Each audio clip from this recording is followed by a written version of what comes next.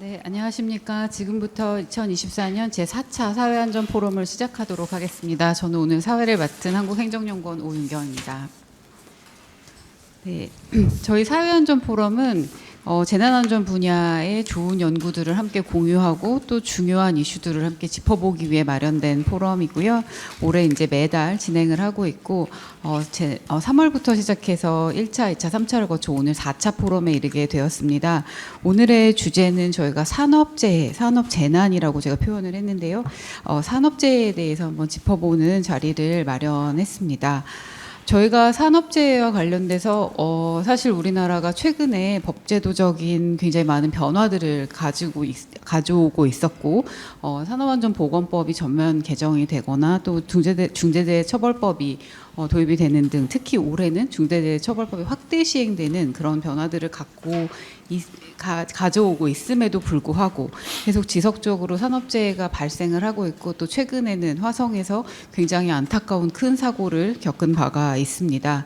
그래서 그런 점들을 같이 그런 점들에 있어서 저희가 제도적인 부분들을 많이 늘려왔음에도 불구하고 어떤 점에서 이런 정책 실효성을 확보하지 못하고 있는가에 대해서 어떤 과제들을 저희가 앞으로 추진해야 하고 어떤 부분에 대해서 고민해야 하는가를 짚어보기 위한 포럼으로 준비하였습니다. 오늘 두 분의 발제와 네 분의 토론으로 진행을 하고자 하고요. 먼저 화성 사고를 중심으로 해서 우리나라 산업재해 이슈에 대해서 좀 짚어주실 강태선 교수님의 발제를 들어보도록 하겠습니다. 네, 반갑습니다. 저는 서울사이버대 안전관리학과의 강태선이라고 합니다. 인사를 서로 쑥 하고 시작할 줄 알았더니 바로 시작을 하시는군요. 불과 일주일 남짓 전에 그 실장님의 연락을 받고 부랴부랴 이제 준비를 해봤습니다. 제가 오늘 발표를 할 내용은 뭐 연구 과제를 진행한 적이 없고요. 그 사건 이후에 제 스스로 그냥 생각해본 바 약간의 자료를 가지고 그 내용을 발표하겠습니다. 그래서 오늘 포럼에 오늘 세미나에 뭐 좋은 불쏘시개가 됐으면 좋겠습니다. 제목은 이제 아리셀 중대 산업재해가 발생하기까지 정책은 어떻게 실패했나.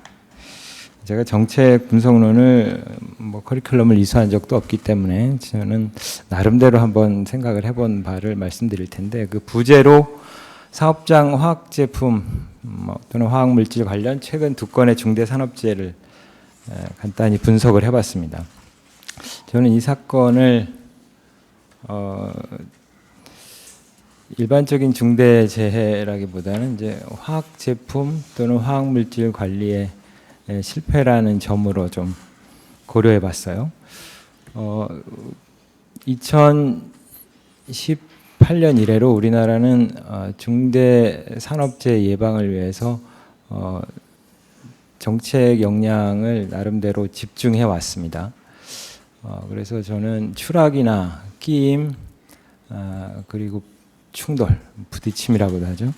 이런 3대 재해에 대해서는 일정하게 개선되고 있다고 저는 생각을 하고 있는데 이 화학제품 또는 물질에 관해서는 지금 아직도 좀 전근대적인 내지는 1990년대 수준에 머물고 있다 하는 그런 생각을 해봅니다.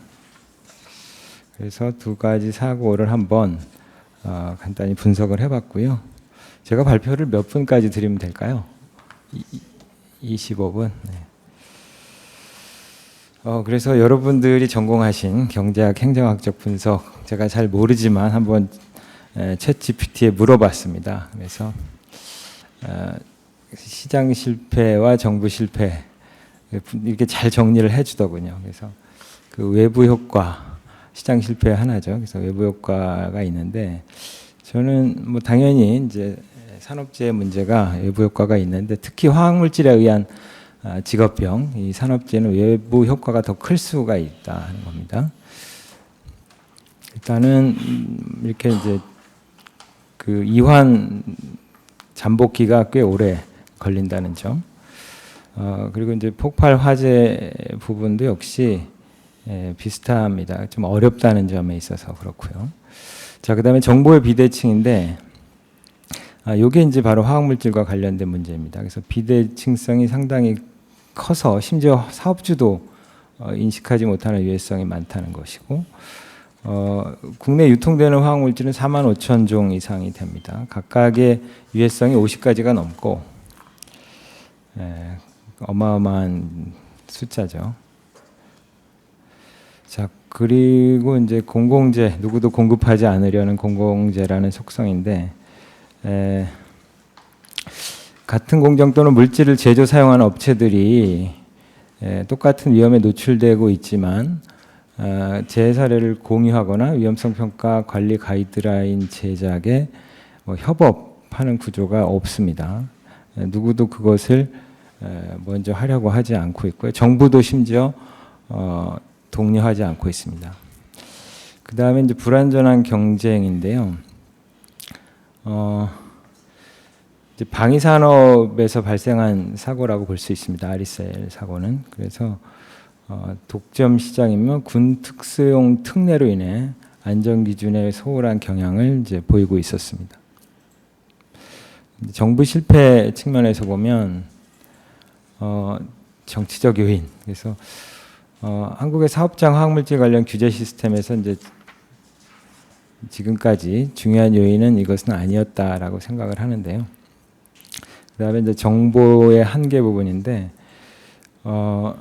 환경부나 고용노동부, 소방청이 다 화학물질을 규제하는 당국인데요. 그 효율적 기능 배분에 실패하고 있습니다. 유럽과 비교하면 특히 그렇습니다. 특히나 이제 안전보건당국, 고용노동부죠. 고용노동부가 화학물질 관련 연구 역량, 그다음에 또는 규제를 만들고 집행하는 역량이 특히 부족합니다. 그 다음에 관료적 비효율성이나 이제 규제 포획 이런 부분들은 여러분들 잘 알고 계실 테니까 넘어가겠습니다. 그래서 저는 이제 안전하게 사고 분석을 한번 사용해봤습니다. 안전학이라는 분야가 애매한데 사고 발생 이론 모델을 비롯해서 쭉 발전해온 분야이고, 저는 사회과학 분야로 분류될 수도 있고 이제 이공계가 포함된 사회과학 분야라고 생각을 합니다. 특히 이제 저는 산업안전보건, 그 중에서 산업보건을 전공했는데요. 이 분야에서 이제 사고 발생 이론의 발달사를 쭉 살펴보면 테일러 포디즘으로 시작된 그 산업의 표준화 시기부터 이제 대량 생산이 시작되면서 산재가 다발하기 시작했는데, 초기에는 아시다시피 이제 하인리의 도미노 이론이 바로 이제 썩은 사과 이론 또는 외부의 영향을 근본 원인으로 보는 시각이었습니다. 그러다가 이제 휴먼 팩터를 고려하고 그 시스템 이제 기계와의 상호작용 인터페이스를 고려하고 거기서 이제 공정의 효율성 등을 기하기 위한 이제 품질 안전 등과 결합을 하게 됩니다. 그리고 1980년대에 들어와서는 훨씬 더 시스템이 복잡해지면서 시스템의 상호작용이 복잡하고 긴밀한 연계성 등으로 인해서 사소한 문제가 큰 사고로 비화되는 등 예측 가능하지 않은 사고들이 있다라는 걸 인정하게 되고요. 이러한 이론들이 마련이 되고 하인리 모델 등에서 얘기하는 하나의 그 근본 원인이 이제 사고를 유발하는 일련의 도미노를 통해서 이제 사고를 유발한다라는 그런 이론이 너무 단순하다. 오히려 복잡한 원인들, 원인망에 의해서 발생을 하는데 어떻게 보면 각각의 원인, 일련의 원인들은 또 상호작용한다.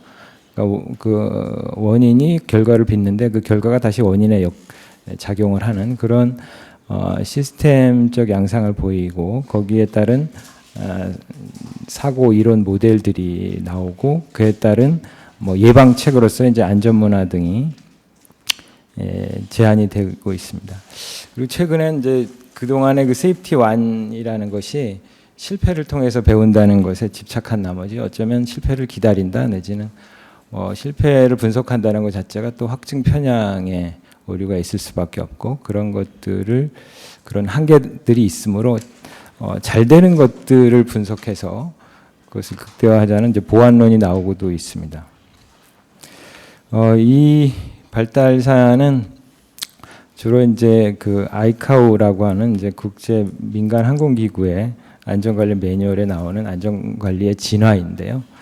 아시다시피 항공안전은 안전에서 가장 첨단이고 또 어떻게 보면 항공산업이라는 것은 이제 자본의 총아이기도 하죠. 그래서 가장 안전을 최고의 가치로 보는 산업이라고 볼 수 있고 거기서의 발달사를 보면 이제 테크니컬 팩터가 이제 중요했고 휴먼 팩터 그리고 이제 최근에 조직 요인들을 근데 이것이 이제 모두 같이 고려한다는 것입니다.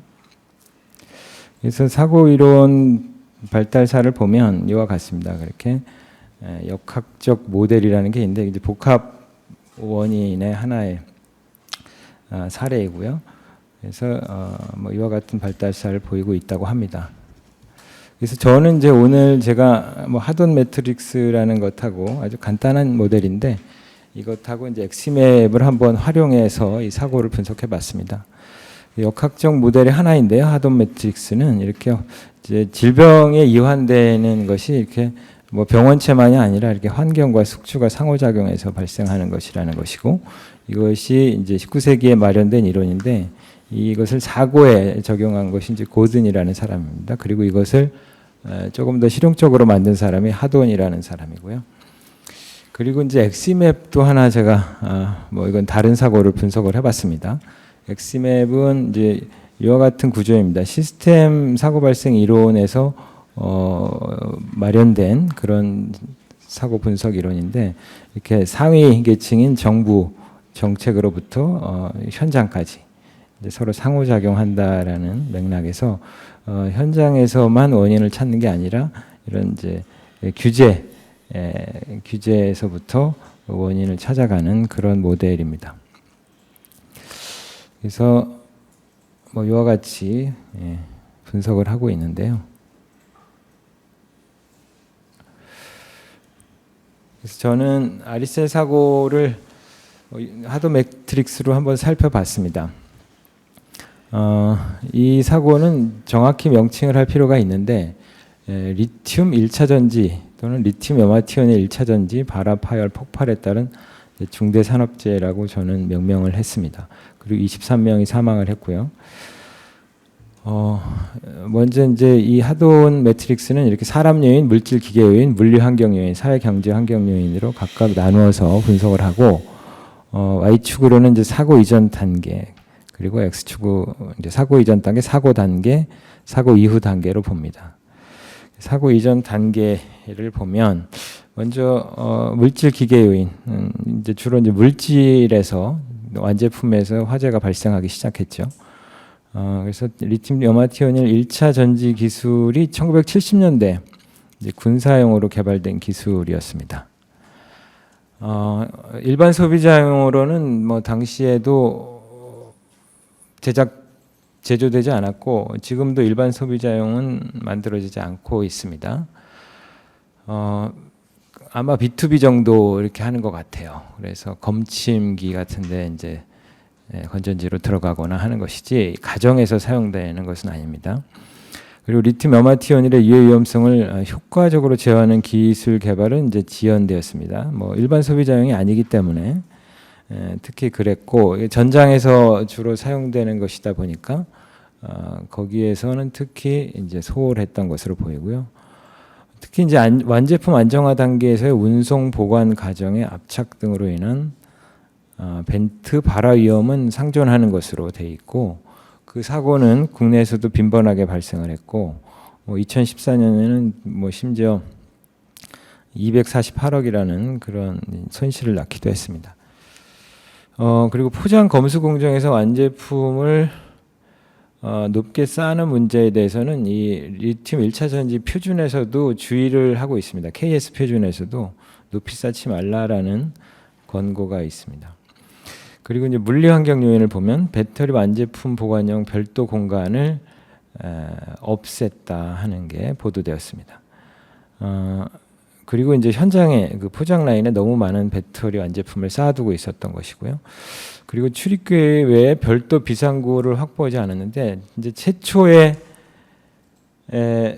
건물을 지을 때는 별도 비상구 양측으로 계단이 있었는데 한쪽은 이제 연구실로 일부 밀폐를 하면서 별도 공간을 마련하면서 그 연구실이 시건 장치가 돼 있다고. 따라서 비상구는 출입구 외에 없었고 출입구에서 발화를 해서 42초 만에 큰 폭발로 이어졌다고 하죠. 자, 그리고 좁은 공간에 완제품 다량을 보관했는데 그것은 아마도 이 수요가 많아져서 생산이 많아졌기 때문으로 보이고요. 완제품 발화 관련 위험성 평가 대책 수립이 미흡했다 하는 것입니다. 주로 이제 화학물질 관련 위험성 평가가 거의 수행되지 않았고요. 이 아리셀에서는 그러니까 위험성 평가라고 하면 이제 사업장에서 사전에 그 사업장의 모든 유해 위험 요인을 파악해서 일정 수준의 위험도를 넘는 것은 개선하는 것을 말하는데요. 고용노동부에서 이제 산안법령으로 권고하고 있습니다. 그런데 이제 위험성 평가를 수행을 하긴 했습니다만 화학물질 관련해서 매우 소홀했고 특히 완제품에 대해서는 거의 하지 않았다는 것입니다. 자, 그리고 이제 사람 요인, 사회 경제적 요인을 먼저 볼 필요가 있을 것 같아요. 이게 이제 스마트 미터기에 주로 사용하는 건전지인데, 그리고 이제 군사용이죠. 그리고 당시엔 주로 군사용이었다고 합니다. 고밀도 전지이기 때문에 여전히 수요가 많고요. 특히 이제 이런 최근에 그 전쟁 분위기 속에서 수요가 급행창하고 있다고 합니다. 그리고 방위산업 당국이나 대기업을 정점으로 한 이 배터리 산업 공급망 내 안전보건에 대한 안일함도 일부 기여하고 있다는 생각이 듭니다. 왜냐하면 이제 YTN 보도에서도 있었지만 4년 전에 이 248억 그 손실 사고 이후에 거기에 대한 대책을 고안하겠다고 국방부가 발표를 하고 나서는 국방품질기술원이나 그런 데에서 그 이후에 이제 관련 연구를 꾸준히 진행하지는 않은 것 같습니다. 그리고 산업부 배터리 산업의 이제 1차 전지 관련 표준 제정 및 보급의 미흡인데요. 이제 2차 배터리 관련 안전 기준들은 상당히 많이 만들어지고 보급되고 있는 상황인데 이 바로 1차 전지에 관해서는 관련 표준이 폐기되거나 내지는 거의 안전에 관한 내용이 없다시피 합니다. 그리고 이제 소방청의 사업장 점검 결과에서 이제 상당한 화재 위험을 언급했다고 하는데요. 그런 것들이 이제 노동부에 전달되는 체계가 없다는 것이죠. 관계 당국 간의 관련 정보의 공유라는 것이 좀 막혀 있습니다. 그리고 이제 고용노동부의 산안법, 파견법 목적 달성을 위한 효율적, 효과적 행정 집행의 실패입니다. 특히 이제 위험성 평가를 인정했는데 그것은 뭐 당초에 예견되었던 것이기도 합니다. 위험성 평가를 이제 보급하는 것은 좋은데 그것을 인정해서 산재 보험료를 이제 깎아주는 뭐 그런 행정까지 했던 것인데요. 그것에 대해서는 상당한 위험 요인이 있었고 순작용보다는 역작용도 만만치 않았을 텐데 거기에 대해서 문제를 좀 지적할 수 있을 것 같습니다. 그리고 이제 사람 요인인데 뭐 저는 이걸 크게 부각시킬 의도는 없습니다만 뭐 고려를 해봤습니다. 그래서 물론 이제 경영의 문제는 있었다고 볼 수 있겠죠. 그래서 사업주의 안전보건 관리 체계 구축의 미흡 이라고 볼 수 있는데 특히 이제 위험성 평가나 보건관리자 미선임 이런 것들도 의미가 있었습니다. 화학물질 관리에 있어서는 뭐 역할을 할 수 있는 전문가들인데요. 어떻게 보면 50인 미만으로 간신히 맞춰놨었다고 볼 수 있겠죠. 그리고 이제 파견 근로자라는 요인, 현장에 어두울 수밖에 없고요. 잦은 화재가 있었다고 하는데 그런 것에 대해서 둔감할 수밖에 없죠. 문제 제기를 할 수 없는 상황이었을 것이라고 봅니다. 그 다음에 이제 이건 뭐 언론에 많이 나온 비상 대응 요령에 대한 교육 훈련 미시행. 그래서 사고 이틀 전에도 옆동에서 화재가 났었고 이 당해 사고가 났던 3동 근로자들이 대피를 하는데 거기에 대해 질책을 했다는 거죠. 왜 2동에서 사고가 났는데 화재가 났는데 3동이 대피를 하느냐.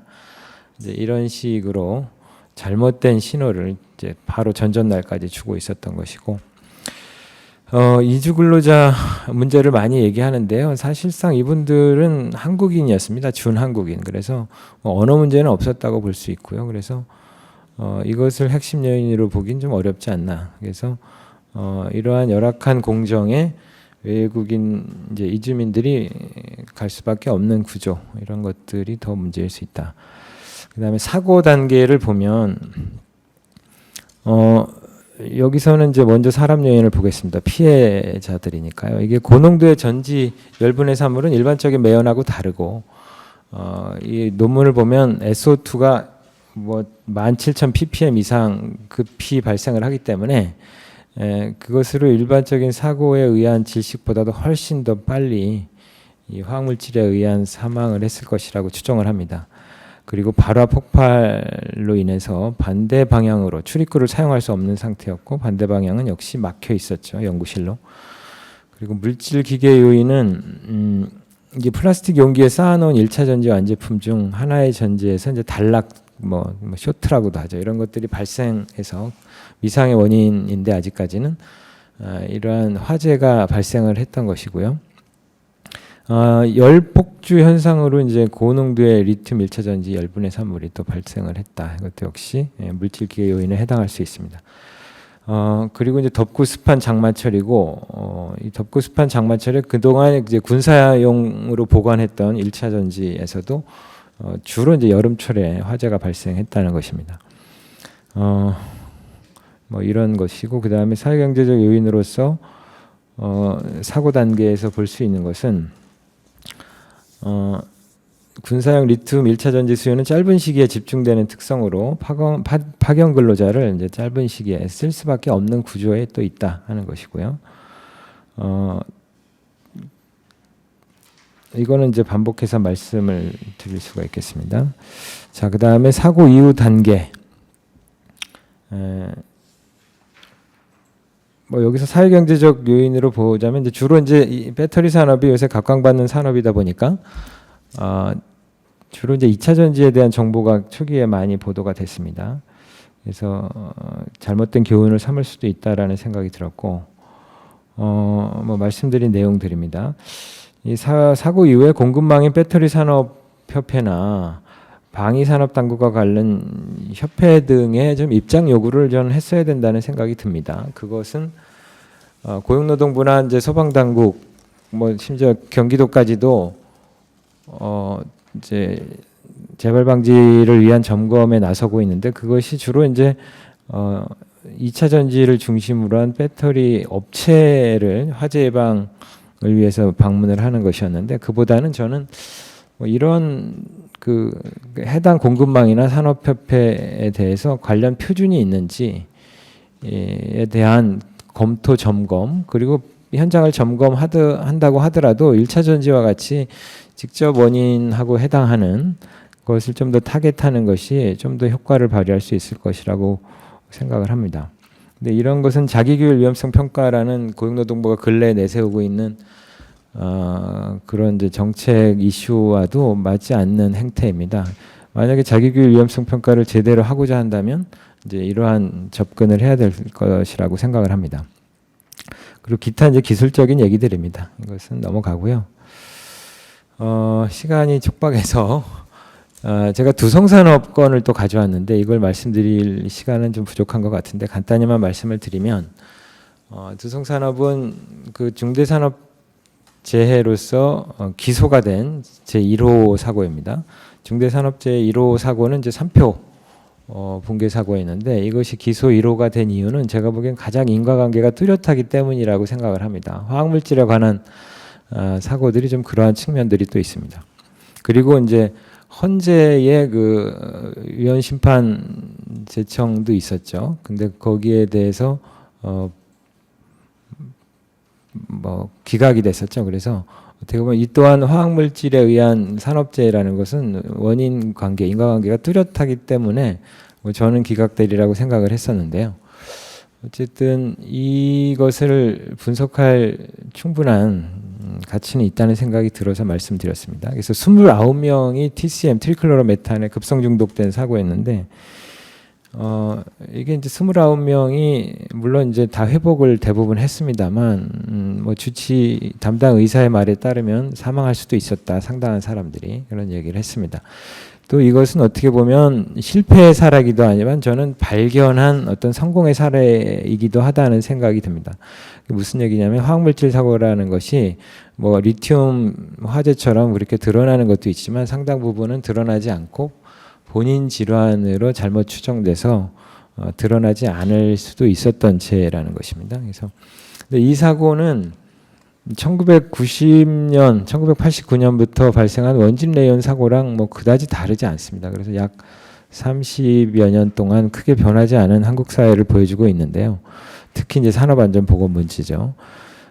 이것은 이제 뭐 제가 이거 그림을 일일이 설명드릴 수는 없고 한번 읽어보시기 바라고, 주로 우리 화학물질에 관련된 이제 산업안전 규제라는 것이 주로 물질안전보건자를 가지고 있느냐, 측정, 작업환경 측정을 했느냐, 특수건강 진단을 했느냐, 보건관리자는 선임됐느냐 정도와 같은 것을 정책 당국도 강조를 하고 또 사업장도 그것만 이렇게 보여주는 형식으로 실은 노출 관리를 해야 되는데, 그러니까 트리클로로메탄에 노출되지 않도록 해야 되는데 그 본질적인 목적은 오간데 없고 서류가 있느냐, 측정 특검이라는 것을 했느냐, 이런 정도의 국한된 규제.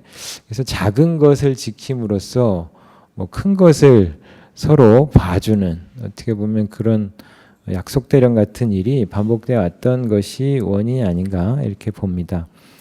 그래서 이 또한 뭐 저는 화학물질에 의한 사업장 산업재해의 반복되는 패턴이라고 생각을 합니다.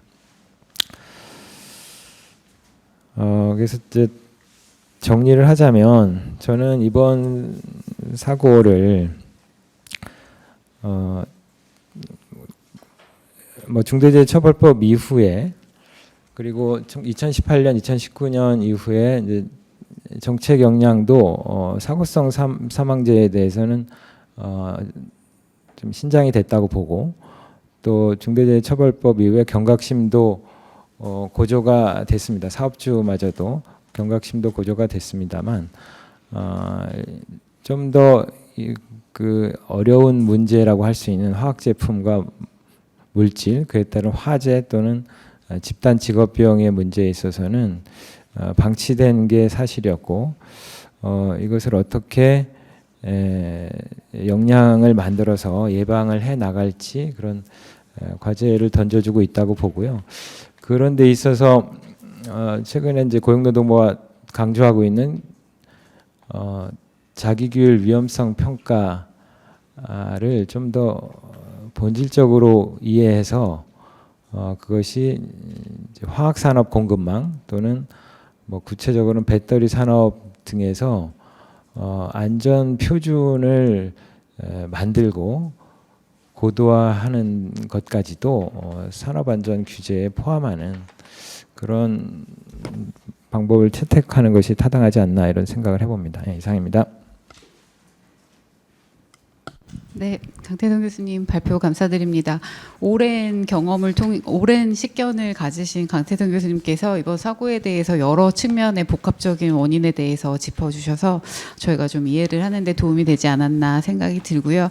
물론 새로운 좀 이제 생소했던 그런 위험의 요인이었다라는 점도 있었지만 사실은 교수님께서 짚어주신 사회경제 환경적 요인은 저희 오늘 주제로 삼고 있는 정책들이 있었음에도 왜 실효성 있게 발휘되지 못했나에 대한 부분들을 잘 말씀 주신 것 같아서 많은 도움이 된 것 같습니다.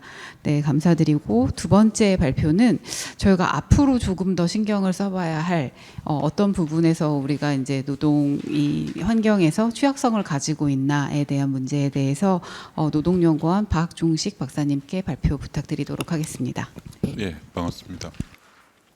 한국노동연구원에 있고요. 박종식입니다.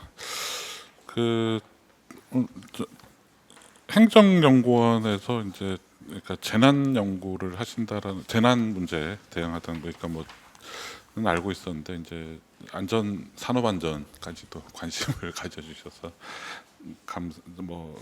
감사하다 그런 생각이. 특히 이제 좋은 자리에 불러주셔서 고맙습니다. 제가 오늘 말씀드릴 것은 취업자 구조 변화, 산업안전 혹은 취약 부분 외국인 및 고령노동을 중심으로라고 그 부제까지 붙였는데요. 그러니까 고령노동은 사실 작년에 이제 제가 저희 원내에서 과제를 했던 거고, 외국인은 2022년도에 이제 한번 저기 안전보건공단 과제를 한번 했던 내용들입니다. 그래서 그 내용들 중심으로 좀 말씀을 드리도록 하겠습니다. 산업재해에 대해서는 아까 강태성 교수님이 좀 설명을 또 하셨는데, 그러니까 뭐 기존에 늘 이제 도미노 이론 이런 것들이 늘 주로 나왔었죠. 그래서 이제 하임님이 했는데, 사실 그 전에 했던 게 이제 밑에 있는 썩은 사과 이론이라고, 이 썩은 그러니까 노동자에게 책임을 묻는 거죠. 나쁜 노동자가 있으면 이제 그게 확산돼서 이제 다 뭐 산재 발생한다 뭐 이렇게 했는데, 거기에서 조금 진화된 게 체계적으로 설명을 한 게, 그러니까 기능적으로 이제 좀 설명을 한 게 이제 도미노 이론이라고 할 수 있겠고요. 그다음 뭐 그래서 이제 뭐 이렇게 좀 막아낼 수 있는, 그러니까 구조적으로 막아낼 수 있는 이제 요인들을 찾아내자는 거였고요. 근데 이제 아까 말씀하신 이거는 사실 단선적인 모델들입니다. 그러니까 제가 저기 얘기는 안 했습니다만, 이제 뭐 그러니까 특히 이제 막스주의든 아니면 이제 시장주의든 이런 것들이 다 대부분 이론론에 이제 제가 해석하기는 이론론에 기반한 설명들이었는데요. 이런 것들이 이제 좀 더 이제 체계적인, 그러니까 뭐 분석들로 이제 진화를 해 나가는 것들이 이제 최근의 경향이고, 또 하나 말씀드리고 싶은 거는 이제 오늘날에는 이제 사실은 뭐 복합적으로 이제 다층적으로 요인들을 접근을 하고 분석을 한다라고 생각을 합니다. 그래서 뭐 초기에 나왔던 썩은 사과 이론이 이제 뭐 그렇다 다 틀렸다는 게 아니라, 뭐 그런 것으로도 설명할 수 있는 것들이 있고, 뭐 다른 요인들로도 이제 또 설명을 할 수 있다. 그러니까 중층적이고, 뭐 제 표현으로는 중층적으로 이제 설명을 하려는 시도들. 그래서 이제 크게는 이제 사회 환경적인 요인부터 이제 그러니까 인적인 속성까지 이제 다각도로 검토를 하는 것들이 좀 필요하다. 뭐 이런 식으로 좀 진화해 나가고 있다라는 생각이 듭니다. 그런 점에서 조금 여기서 하나 또 말씀드리고 싶은 거는, 그래서 뭐 그런 점에서는 아까도 한국 사회의 이제 산업재해를 줄이기 위한 노력들, 중대재해를 줄이기 위한 노력들이 일정하게 좀 많이 뭐 남들은 뭐 사람들 여전히 뭐 문제가 많다라고 하지만 일정하게 성공을 한 것도 맞다라고 생각이 듭니다. 그래서 뭐 그런 것들이 저기 보시면 이제 사고 사망 재해자 수만 보시면 뭐 1,600명에서 지금 800명대까지 줄어들었거든요. 이제 공식 재해로. 그러니까 뭐 이러면 분명히 이제 줄어들었다는 점에서 성공적인 나름대로 측면도 있고, 이거는 물론 이제 전문가들이나 정부에서 잘한 것도 많다라고 생각을 합니다.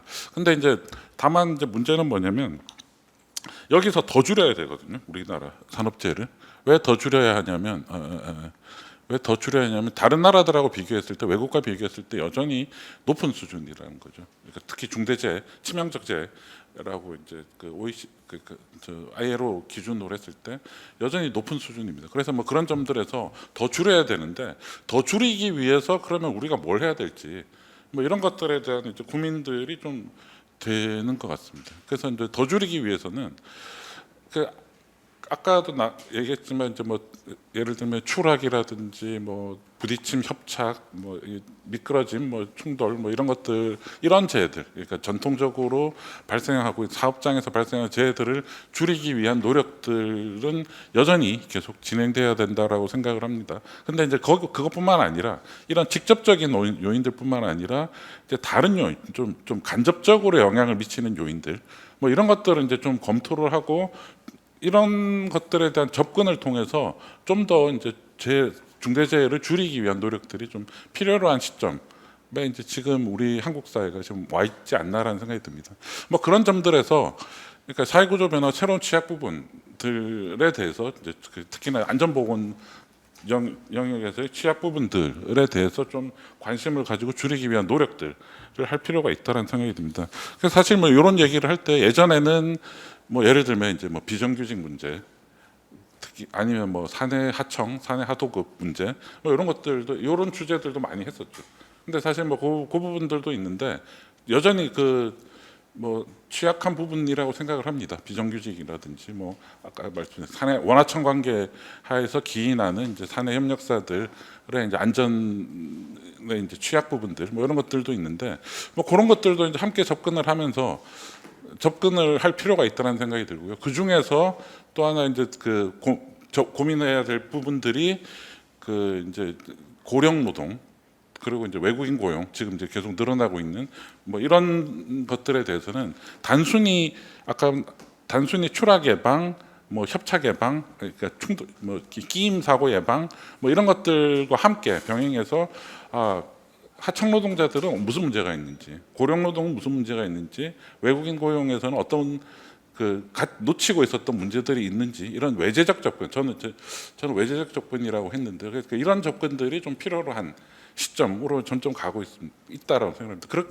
이렇게 접근을 할 때 아까 말씀드린 것처럼 1,600명에서 800명 정도 사망을 했는데 이걸 갖다가 뭐 한 2,300명대로 줄일 수 있는 나아갈 수 있는 뭐 이런 길들 가능성들을 좀 찾을 필요가 있다는 생각이 듭니다. 뭐 그런 점에서 오늘 외국인 고용 그리고 이제 뭐 고령 근로에 대해서 좀 간단히 좀 살펴보도록 하겠습니다. 어쨌든 지금 한국은 뭐 고령자 고용이 이제 계속 늘어나는 거는 이제 분명합니다. 특히나 이제 뭐 이 뭐라고 해요 평균 수명의 증가도 있지만 우리나라 제일 큰 문제는 지금 이제 우리나라 그러니까 전통적인 부양 가족 부양 방식이 해체되고 어떻게 보면 제도적 부양 그러니까 연금을 통한 이제 제도적 부양으로 넘어가야 되는데 여기서 이게 제대로 지금 원만하게 넘어가고 있잖아요. 그러다 보니까 고령자들이 나와서 일을 할 수밖에 없는 이런 이제 구조적 요인에 지금 직면하고 있죠. 그러다 보니까 고령자 고용이 계속 늘어나요. 그러니까 이제 물론 이제 아마 앞으로 줄어들 수도 있을 것 같아요. 만약에 이제 국민연금이라든지 이런 것들이 좀 커버리지가 확대되면 줄어들 수도 있을 것 같은데 어쨌든 지금은 되게 계속 늘어나고 있고요. 그래서 이제 그러다 보니까 이게 특히 이제 한국 뭐 다른 나라들하고 비교해봤을 때 특히 이제 65세 이상에서 이제 현격하게 이제 우리나라가 높게 나타납니다. 그러니까 뭐 EU 같은 경우는 65세 이상은 뭐 한 4% 5%밖에 일을 안 하는데 우리는 65세 이상도 35%. 일본 우리보다도 그러니까 일본도 지금 한 25%로 좀 높은 편인데 뭐 그런 식입니다. 그래서 이제 그런데 이 나이에 55세 이상, 특히 65세 이상 나와서 일을 하는 경우에 당연히 예상하시겠지만 사고 위험은 높을 수밖에 없는 상황이라고 생각을 하고요. 그런 점들에서 이제 고령자 고용이 증가를 하면서 저기 썼습니다. 에이지 센시티브라고 이제 얘기를 하더라고요. 그러니까 뭐 EU에서 쓰고 있더라고요. 이런 단어를 쓰던데 고령 친화적인 근무 환경들 뭐 이런 것들을 좀 조성해야 되는 과제들이 분명히 있는 것 같습니다. 특히나 고령자들 같은 경우는 임금 근로가 아닌 약간 그러니까 자영업자하고 그러니까 소위 특수고용이라고 하는 자영업자하고 이 임금 근로 사이에 있는 모호한 형태로 일을 하시는 분들도 많기 때문에 뭐 그런 것들에 대해서도 이제 좀 고려가 많이 필요하다는 생각이 듭니다. 그래서 근데 이제 한국의 사업장들은 지금까지 고령자들을 염두에 두고서 사업장을 갖다가 설계를 하지 않았어요. 그러니까 왜냐하면 일 잘하는 젊은 사람들 아니면 특히 이제 3, 40대 주력 노동자들인 3, 40대를 전제로 사업장들을 설계를 하다 보니까 50대, 60대 분들이 일을 할 때는 이제 그게 맞지 않는 거죠. 좀 뭐 그런 점들이 많은데 뭐 그런 것들도 이제 특히나 적어도 고령자 다수 사업장에서는 뭐 그런 것들에 대한 고려가 좀 필요로 하다는 생각이 듭니다. 그래서 이제 뭐 국제기구에서도 뭐 이제 고령자 고용에 대한 보호에 대한 필요성들은 이제 계속 예전부터 국제노동기구나 이런 데서 계속 얘기하고 있었고요. EU에서도 뭐 이제 EU 오샤나 뭐 일본에서도 안전보건 경영에서 이제 고령자들을 고려를 하고 배려를 하라. 연령 고려를 하라. 뭐 이런 이제 고령 친화적인 작업 환경을 구축하라. 뭐 이런 제안들은 이제 계속 하고 있습니다. 특히 이제 우리보다 고령자 고용 활용이 앞서 있는 일본에서도 이제 다른 좀 기준들이 좀 필요로 하다라고 해서 2020년도에 이게 고령노동자 안전과 건강 확보를 위한 가이드라인이라는 게 이제 발표됐더라고요. 근데 사실 2020년에 발표가 된 거고 논의는 한 2012년부터 그러니까 일본이 우리보다 먼저 이제 정년 연장도 또는 계속 고용 요 제도가 이제 거의 지금은 일본은 65세까지 고용이 거의 많이 되고 있거든요. 그러니까 뭐 정년 연장이든 계속 고용이든 그렇게 하면서 사실 이제 그 제도가 바뀌면서 물론 이제 일본도 그 연금 수급 연령을 늦추면서 이제 그렇게 제도가 바뀌게 되는데 그것과 함께 연동해서 이제 고령자들 그러니까 고용이 늘어날 테니까 안전과 건강 확보를 위한 가이드라인들을 2020년도에 그 이제 발표를 했더라고요. 뭐 그렇게 됐고요. 그 다음에 이제 국내에서도 뭐 이제 고령자 근데 국내에서는 제가 봤을 때는 아직까지 보호들에 대한 방향 정도가 이제 나와 있는 건 같은데 뭐 사실 그렇게 관심이 없는 것 같아요. 오히려 한국 국내에서는 아직까지도 고령자 고용을 좀 확대해서 아니면 확대해서 부족한 노동력을 좀 보완하거나 대체를 해야겠다. 뭐 이런 마인드들, 인식들이 조금 더 강한 것 같습니다. 뭐 그런 점들에서 뭐 일부 그러니까 뭐 안전보건공단에서는 2012년도에 지침들을 갖다가 고령자에 대한 지침들을 한번 그 마련을 했고 일부 지자체들에서도 이제 뭐 그 조례들을 만들고는 있더라고요. 근데 그 근로환경에 대한 아까 말씀드린 고령자들을 염두에 둔 작업 환경을 갖다가 개선하는 뭐 이런 것들에 대한 지원 방향들은 거의 없었습니다. 특히는 뭐 그 저기 보면 그 예전에 한 게 이제 고령자 고용 환경 개선 지원 자금 융자 프로그램이 있었거든요. 이게 이제 장애인 고용 공단에서 했는데 이것도 좀 미스테리하죠. 왜 장애인 고용 공단에서 했을까? 근데 이것도 사실 이제 중단됐어요. 지금은 안 하고. 그러니까 뭐 다른 좋은 제도들이 있긴 있어서 뭐 없어진 것도 있습니다만. 그래서 뭐 환경 개선 아니 아까 말씀드렸던 이제 고령 친화적인 환경 조성을 위한 이런 지원 방향 뭐 이런 것들은 아직까지 한국에서는 여전히 좀 많이 부족하다라고 생각을 할 수 있습니다. 그다음에 이제 고령자들의 일자리 특성에 대해서 이제 좀 간략하게 좀 살펴보도록 하겠습니다. 그래서 이거는 통계청의 지역별 고용조사 자료들을 좀 활용을 해서 이제 살펴봤는데요. 뭐 여기서 이제 뭐 그 특징적인 거는 뭐만 말씀드리면.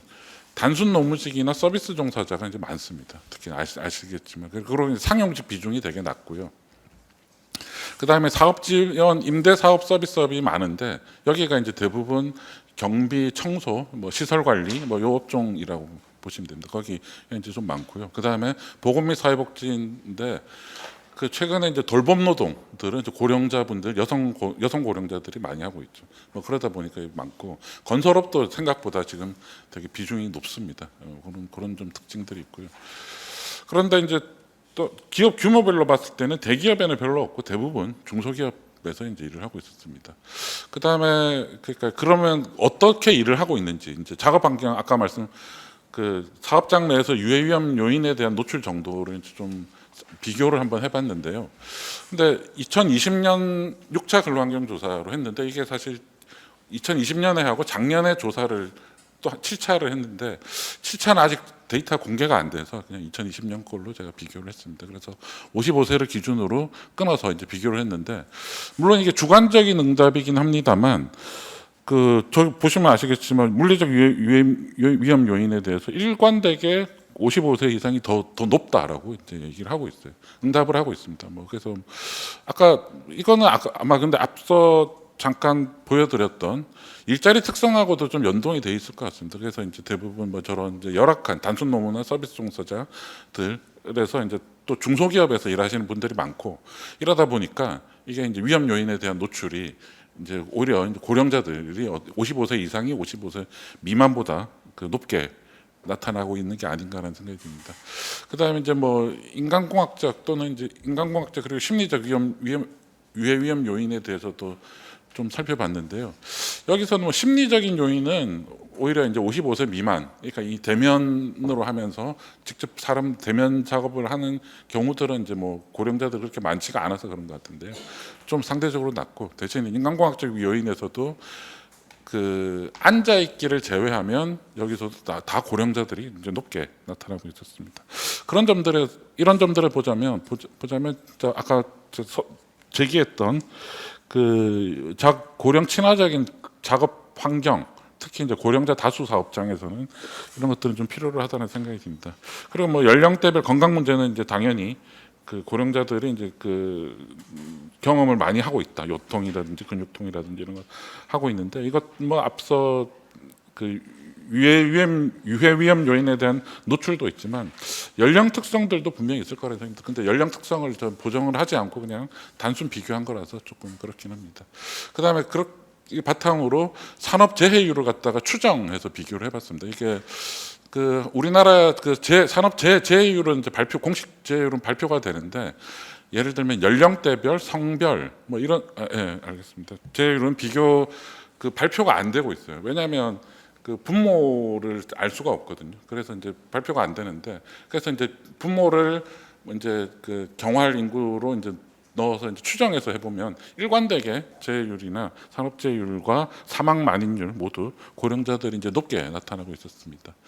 그리고 이제 건수도 마찬가지로 이제 지금 이제 55세 이상하고 이제 거의 비슷한 그러니까 인구수 그러니까 취업자 일하는 노동자 수와 비교했을 때 이제 55세 이상이 월등하게 이제 많다라는 걸 알 수 있겠고요. 연령대 성별로도 이제 뭐 하는데 이 부분들은 뭐 지금 시간이 별로 많지 않아서 이제 그냥 자료로 쭉 한번 보시면 되겠습니다. 근데 뭐 광업은 이제 특별히 의미는 없고요. 광업은 특별히 의미가 없고 건설업이 높은 거에 사실은 주목을 해야 됩니다. 그다음에 연령대나 이제 규모에서도 이제 소규모 사업장일수록 이제 당연히 높게 나타나는 뭐 일반적인 특성들이 그대로 나타나고 있고요. 그다음에 일용직 노동에서 일용직 하시는 분들의 재해율이 되게 높은 것도 이제 특징적입니다. 예, 뭐 그렇습니다. 그다음에 사고 유형에서는 이제 그 전통적인 재해 유형들이 이제 되게 많습니다. 그래서 뭐 그러니까 감전 폭발, 화재, 미상온도 접촉 뭐 이런 것들 사업장 위험이나 근골격계 요인들, 근골격계 질환 요인들이 이제 높게 나타나는 게 이제 좀 특징적이라고 할 수 있겠습니다. 그래서 이제 이런 개선 방향에서는 일단은 적어도 저는 뭐 그 고령자 다수 사업장에서는 그러니까 이 모두를 위한 디자인, 작업장 디자인 뭐 이런 원칙들이 좀 그 확립될 필요가 있다라는 생각이 듭니다. 특히나 뭐 아까 말씀드린 그런 것들이 필요할 것 같고요. 그 다음에 이제 단기적으로는 뭐 어쨌든 작업 환경 개선이라든지 작업 관리 뭐 이런 것들이 이제 중요하다라는 생각이 들고요. 또 한편으로는 이제 중장기적으로는 실태 조사들을 좀 제대로 좀 했으면 좋겠고 노동 능력을 좀 제대로 평가를 해서 고령자들이 할 수 있는 일과 할 수 없는 일들 특히나 이게 단순히 뭐 주민등록증에서의 연령이 아니라 신체 기능 상태를 고려한 이제 뭐 노동능력 평가제도 이게 일본에서 이런 걸 하고 있더라고요. 그래서 뭐 이런 것들도 한국에서도 좀 고민할 필요가 있지 않나. 그래서 이제 뭐 단지 나이가 많다고 뭐 일을 제한할 것은 아니라 할 수 있는 역량들을 파악을 하고 거기에 맞는 그 업무들을 갖다가 배치하는 것 할 수 있도록 하는 것들이 이제 필요할 것 같습니다. 그다음에 외국인 고용인데요. 외국인 고용은 사실 지금 꾸준히 여기도 이제 늘어나고 있는 건 다들 아실 텐데요. 사실 여기는 별로 살펴볼 게 그렇게 자료가 그렇게 많지는 않습니다. 그래서 이제 뭐 최근에 외국인 사망자 중에서 외국인 근로자 비중이 한 2000년대 초반에 4%에서 지금은 10%가 넘어가고 있다라는 것들, 뭐 이런 것들은 좀 확인을 할 수 있는데, 이 이외에는 좀 아까 말씀드린 고령자처럼 좀 비교할 수 있는 자료들이 그렇게 많지는 않더라고요. 그래서 그런데 다만 이제 안전보건공단에서 과제하면서 받았던 건데 연도별로 이제 외국인 산업 재해자 수들만 좀 살펴봤는데요. 근데 뭐 사고 부상이나 뭐 이런 것들이 많고 사망자 보다는 이제 요양 기간에서는 90일에서 180일 좀 긴 기간들이 좀 많은데요. 이게 아마 짧은 단순 경미한 사고들은 이제 거의 이제 외국인들도 산재 처리를 하지 않기 때문에 이제 뭐 우리나라 일반적인 산업재해 특성하고 그대로 좀 나타나는 것 같습니다. 그 다음에 이제 40대, 50대 비중들이 되게 높더라. 뭐 그렇고요. 그 다음에 이제 국적에서는 뭐 한국계 중국인 뭐 이런 사람들이 이제 대부분이고 최근에 사망에서는 이제 태국인 사망자 수들. 태국인들이 요즘 제조업에 좀 많이 들어오고 있다고 그러더라고요. 그래서 그런지 모르겠는데 사망자가 이제 좀 늘어나고 있는 태국계가 좀 늘어나고 있는 게 좀 특징이라고 할 수 있겠습니다. 그 다음에 뭐 사망자 특성에서는 뭐 떨어짐, 뭐 이런 것들, 추락이죠. 추락이 이제 제일 많고 월등하게 많은데 아마 건설업 영향인 것 같습니다. 그 다음에 끼임, 뭐 맞음, 부딪힘, 깔림, 뒤집힘 이런 건데 뭐 제조업에서 일하는, 그러니까 대부분의 그 사망 사고가 발생하는 외국인들은 이제 대부분 건설업이나 제조업에서 일을 하는 사람들이고 단순 노무직들이 이제 대부분 절반 이상이 이제 단순 노무직이라는 것들 뭐 이런 것들 좀 확인할 수 있습니다. 그리고 여기도 마찬가지로 고령과 마찬가지로 5인 미만 사업장들이죠. 그래서 어떻게 보면 중소사업장 문제, 건설업 문제, 뭐 이런 것들이 제조업 문제 이런 것들이 그 고령자뿐만 아니라 이제 외국인 고용에서도 그대로 반영되고 있는 게 아닌가라는 생각이 듭니다. 그래서 마지막으로 이제 지원 방안들을 좀 갖다가 좀 모색을 했으면 좋겠다라는데 하는 건데, 근데 의사소통의 어려움을 갖다가 이게 제일 큰 장벽이죠. 뭐 이 문제를 염두에 두고서 그 이 특성을 고려한 이제 지원 방안들을 갖다가 계속 찾아 나가야 할 거라는 생각이 들고요.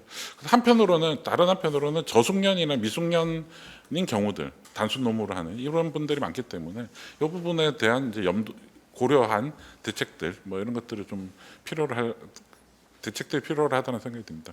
그 마지막으로 신분적인 불안전성, 뭐 이것도 좀, 그러니까 지금 고용 허가제라는 4년 10개월을 한시적으로 활용한 요제도 하에서 좀 그 적합한 그 방안들, 예방 대책들을 갖다가 좀 모색할 필요가 있을 것 같습니다. 그런 점들에서 여기 썼습니다만 이제 불안전성과 안전할 권리, 그러니까 이제 충돌하는 경우들이 이제 많죠. 그러니까 뭐 이런 거, 그래서 뭐 잠깐 와서 일하던데 이런 사람들에게, 외국인들에게 뭐 제대로 된 체계적인 안전 교육을 해야 되냐, 뭐 이런 문제 제기들도 있고 뭐 하던데 뭐 그런 점들에서 좀 이런 것들을 완화할 수 있는 방안들, 뭐 이런 것들에 대해서 특히나 이제 뭐 사업장에 대한 변경 요구 이런 것들, 그러니까 뭐 이런 것들을 좀 보장하는 뭐 이런 것들 뭐이 좀 필요로 해 보입니다.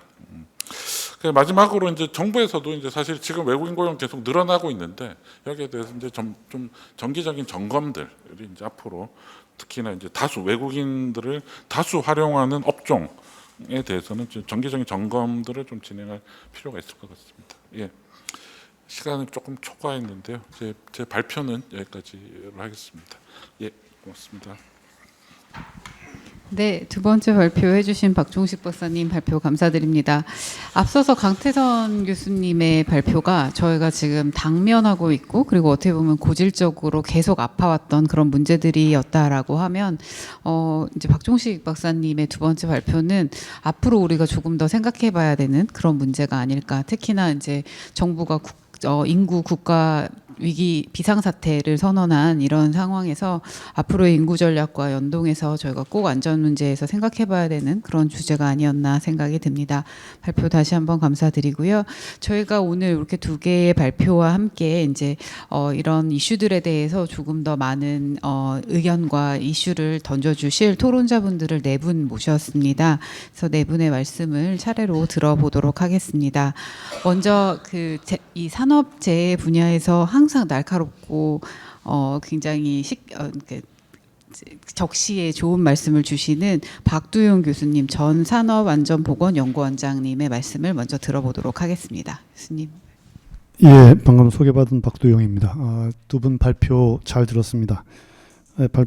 발제문을 사전에 한번 쭉 읽어보면서 발제문에 대해서 특별히 뭐 더하거나 뺄 내용은 없는 것 같고요.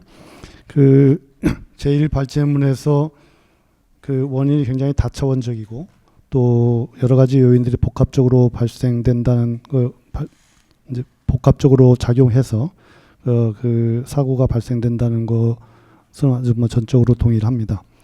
근데 이제 문제가 그렇게 복잡한 원인 구조인 그 원인망이 이게 사업장이나 또는 어느 시기에 사후적으로 아까 강태선 교수님께서도 말씀하셨듯이 사후적으로 분석을 쭉 해보면 그게 원인 구조가 좀 파악될 수가 있는데, 예방 측면에서 바라보면 일단 어떤 사고를 가정해서 보기도 어렵고, 또 그런 원인 구조를 뭐 그냥 추상적으로 쭉 이렇게 열거할 수 있지만 이걸 예방하기 위해서 그 원인 구조를 파악하기는 이제 상당히 좀 어려운 점이 있다. 그래서 그런 측면에서 이걸 정책적으로 어떻게 실효성을 가져올 거냐 하는 것은 또 다른 어려움이 좀 있는 것 같습니다. 또 다른 차원에 결국 이제 산재 예방 정책이 그 누가 언제 무엇을 어떻게 하도록 할 것인지 좀 정책 목표를 설정하고 그걸 누가 어떤 수단으로 그 정책이 이루어지도록 집행할 것인지에 대한 것을 좀 구체적으로 정의하지 않으면 이 얘기가 이제 우리가 계속 또 앞으로도 반복해야 되지 않을까 하는 측면에서 향후에 이제 우리나라도 이 정도 왔으면 그 정책의 실효성을 담보하기 위해서 좀 더 구체적으로 누가 언제 무엇을 어떻게 하도록 하는 것 하나의 사고가 나면 그런 정책 목표를 좀 구체적으로 정하고 또 그걸 누구를 통해서 뭐 그 규제자죠. 그리고 어떤 규제 수단을 통해서 이걸 실행할지에 대한 것이 조금 더 구체적으로 논의가 되지 않고 이 지금 문제 제기 수준에서 멈춘다고 한다면 또 어려움이 있지 않을까 생각이 됩니다. 뭐 그런 이제 느낌이 좀 들었고요. 저를 포함해서 특히 강태선 교수님께서 지적하신 문제 중에 하나에서 화재와 관련돼서는 이 소방과의 협조 체계 또는 산업안전 쪽에서 그 화재 안전을 좀 소홀히 하는 것 이거에 대해서는 이번 기회 중 구체적으로 그 보완 방안이나 개선 방안을 마련하지 않으면 또다시 이런 문제가 일어날 거라는 그런 두려움이 좀 있습니다. 이번 아리셀 그 화재 사고가 리튬 금속 일체 전지 공장에서 화재가 발생한 것인데 우리나라의 1차 금속 리튬 금속의 1차 전지를 생산하는 업체가 뭐 크게 보면 한 4개 정도가 있는 것 같습니다. 제일 그 큰 것이 비추로셀이라고 지금 당진에 있는데 그게 세계 1위입니다. 생산. 아리셀이 지금 세계 한 3위 정도 됩니다. 생산량으로 보면. 그리고 그 다음에 제노비스가 있고 그리고 많이 들어봤을 겁니다. 백셀이라고 거기도 이제 건전지를 생산하고 있습니다. 그 비추로셀은 2017년도 얼마 안 되죠? 2017년도에 충남 예산에서 신암 그 산단이라고 거기에 있었는데 대형 화재가 일어나서 공장이 거의 전소가 됐습니다. 6개 동 중에서 4개 동이 전소가 됐고 야간 한 밤 10시쯤에 화재가 났는데 근데 한 명도 인명피해는 없었어요. 다행히. 근데 그 주변에 아파트 상가 건물 유리창이 다 깨지고 폭발음 때문에 그리고 주민들이 밤에 한 200여 명이 대피하는 그런 아주 대형 사건이 있었습니다. 그래서 결국 그 주민들 반대로 공장 재건을 거기 못하고 예산군에서 공장 허가를 안 내줬어요. 그래서 결국 당진으로 이사해서 완전 이사했습니다. 그때 경험을 가지고 당진의 공장은 1차 금속 그 전지 리튬 금속 전지의 공장이 거의 표본이 될 만한 데로 지어놨다고 해요. 공장 이격 거리도 아주 좋고 그 공장의 배터리를 갖다 적재하는 데는 일정 이상 다 건물로 떨어지게 만들어놨고 다 1층입니다. 모든 벽에 비상구가 있고 이번 조사에도 아마 그게 좀 드러난 것 같은데요. 그런데 이게 왜 아무도 모르고 이렇게 지나갔냐? 인명피해가 전혀 안 났기 때문에 도동부에서 사고조사 없었습니다. 사고조사 없었고 그냥 경위만 파악하고 끝났죠. 그리고 사고조사가 당연히 없었던 데다가 그 사고조사가 없었으니까 그 이후 후속 조치도 없는 거죠. 소방만 이제 화재 이걸 하고 소방 안전을 좀 강화시켰고요. 이게 그런데도 불구하고 그때 또 소방에서 놓친 것도 있는 것 같습니다. 지금 소방이 이제 중점 관리 대상이라고 해서 화재의 위험이 큰 곳은 관리를 하고 있는데 연면적 3만 메타 제곱 이상만 관리를 해요. 그게 지금 아리셀이 2만 3천인가요? 그 지난번에 데이터를 한번 봤었는데 빠져요. 그게 그러니까 아리셀은 중점 화재 관리 대상이 아니에요. 소방청에서 관리하는 그 소방서에 각 소방서에도 관리를 하는데 뭐 이런 식으로 우리나라는 사고가 나면 이게 뭐 산재처럼 인재 사고가 나지 않으면 이거 단순 화재로 취급하는 그런 것들은 좀 정책적 실패가 굉장히 좀 심각하지 않나 생각이 들어서 이번에 그 강태선 교수님 발제문을 읽으면서 소방과의 연계, 그 다음에 산업안전에서 기본적으로 소방안전을 소방으로 생각하거든요. 그러니까 가서 뭐 인화성 물질이 있거나 이런 산업안전보건법에 해당이 되면 가서 점검을 좀 하지만 사실은 소방안전에 대해서는 비교적 이게 약간 칸막이라고 그럴까요? 또는 이 분야가 아니라고 보는 경향이 좀 있는 것 같습니다. 근데 미국 같은 데는 오시아에서 소방안전을 굉장히 중요시 여기거든요. 소방서는 기본적으로 예방 활동을 하긴 하지만 기본 업무가 소방청은 화재 진압이기 때문에 메인 업무가 예방을 매일 점검 나가듯이 다 할 수가 없거든요. 그런 측면에서 이 화재 사건이 지금 대형 화재 사건이 연이어 좀 있었는데 이거 보관이 필요하지 않나 이런 생각이 좀 많이 들었습니다. 제2 발제문에서 박종식 박사님께서 취약자 문제가 심각하다는 걸 다시 한번 여러 가지 데이터로 보여주셨는데 저는 이거는 우리나라 산재 예방 정책에서 대기업 중심의 산재 예방 정책의 그 산물이라고 생각합니다. 우리나라의 산업 정책 자체가 기본 구조가 우리나라의 기본 구조가 경제 발전의 패러다임이 대기업이나 또는 선도 기업을 집중 육성하고 그로 인한 낙수 효과로 경제 발전을 한다는 것이 정부 주도의 경제 발전의 기본 흐름이었습니다. 역시 그 패러다임이 모든 분야에서 영향을 미쳐서 그 산업 안전도 결국은 모든 정책이 대기업 중심으로 먼저 되고 대기업에 먼저 적용시키고 그다음에 50인 미만 나중에 하고 또는 5인 미만은 면제했다가 최후에 드러내고 이런 정책을 피거나 이렇게 왔는데 지금도 이제 그렇게 와 있죠. 그러니까 우리나라의 산업안전보건 제도를 전반적으로 살펴보면 전부 다 대기업에 해당되는 겁니다. 그리고 이런 중소기업이나 50인 미만 사업장에서는 역량이 부족하다라는 이유로 또는 준비가 안 되어 있다는 이유로 계속 미뤄오죠. 그런데 실제로 산재 사망을 살펴보면 50인 미만이 80%가 산재 사망자가 차지합니다. 사실은 50인 이상은 한 20% 정도 되고 그중에도 특히 대기업은 거의 유럽 평균 수준보다 좀 나을 정도입니다.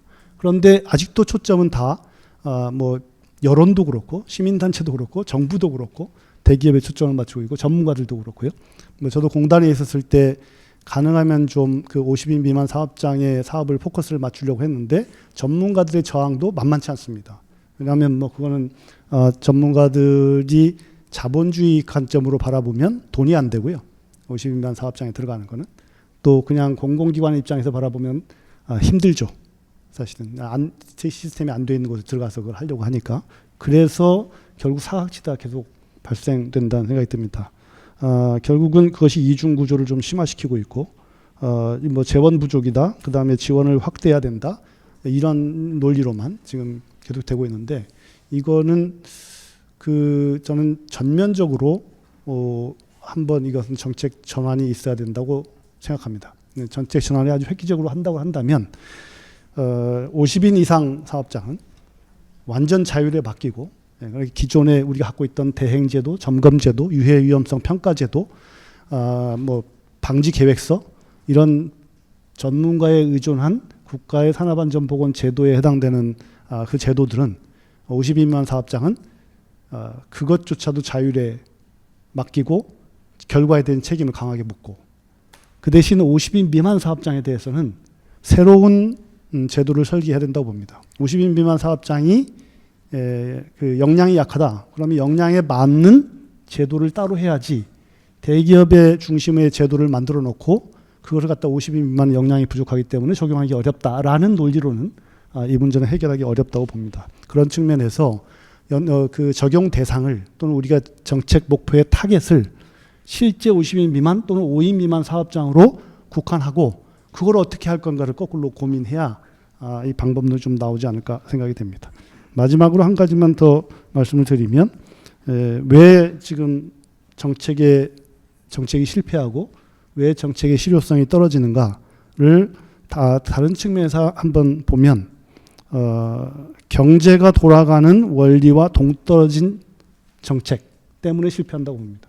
결국 지금 사회가 돌아가고 기업이 돌아가는 것은 경제 원리, 시장 원리, 자본주의 원리에서 돌아가는데 대부분의 정책은 그것을 이해하지 못하거나 시장 원리를 반영하지 못하는 정책을 가지고 이게 제도를 만들게 되니까 결국 그 실효성이 작동되지 않는 또는 그 이행이 좀 작동되지 않는 그런 결과를 초래하지 않나 생각이 됩니다. 당위성이나 이론이나 그 합리성만 가지고 정책이 효과를 보지는 못하거든요.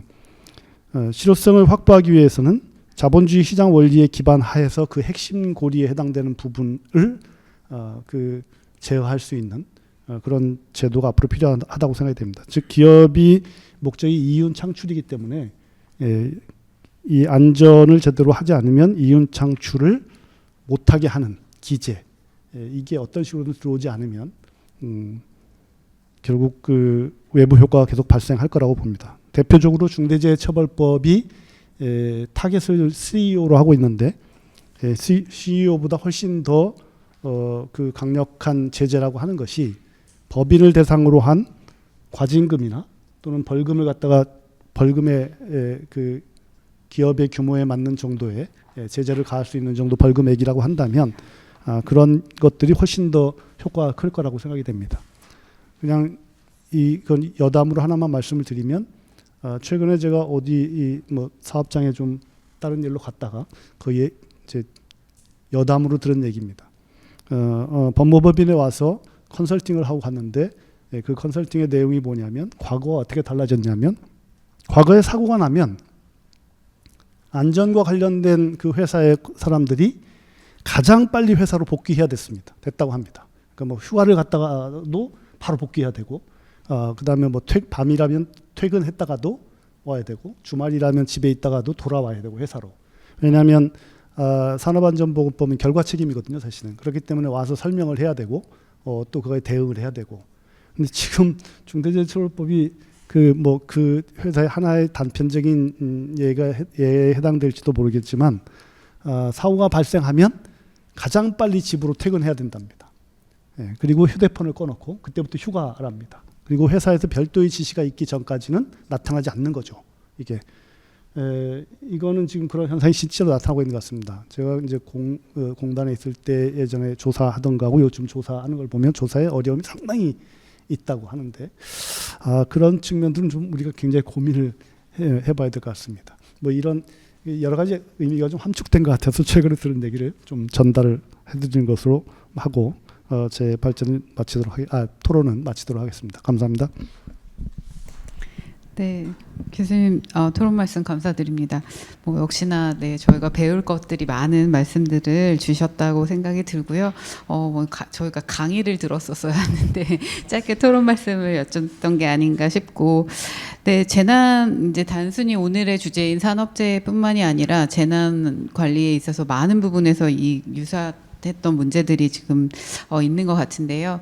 정책이 굉장히 많은데 세밀하게 누가 어떻게 무엇을 할 건가에 대한 설계들을 잘하지 못하고 있는 부분, 현장 작동성을 저해하는 요인이 아닌가 생각이 들고, 또 인명 피해만을 중심으로 저희가 재난 사고를 바라보는 것도 조금 앞으로 이제 보완해 나가야 되는 어떤 방향성이 아닌가 싶어서 그런 말씀들을 굉장히 의미 있게 잘 들었습니다. 감사드리고요. 두 번째는 역시 이제 재난 안전 문제에 대해서 많은 연구와 고민을 하고 계시는 한국교통연구원의 박준 박사님 말씀 들어보도록 하겠습니다. 이준 박사님. 죄송합니다. 이준 박사님 말씀 들어보도록 하겠습니다. 예, 반갑습니다. 방금 소개받은 이준입니다.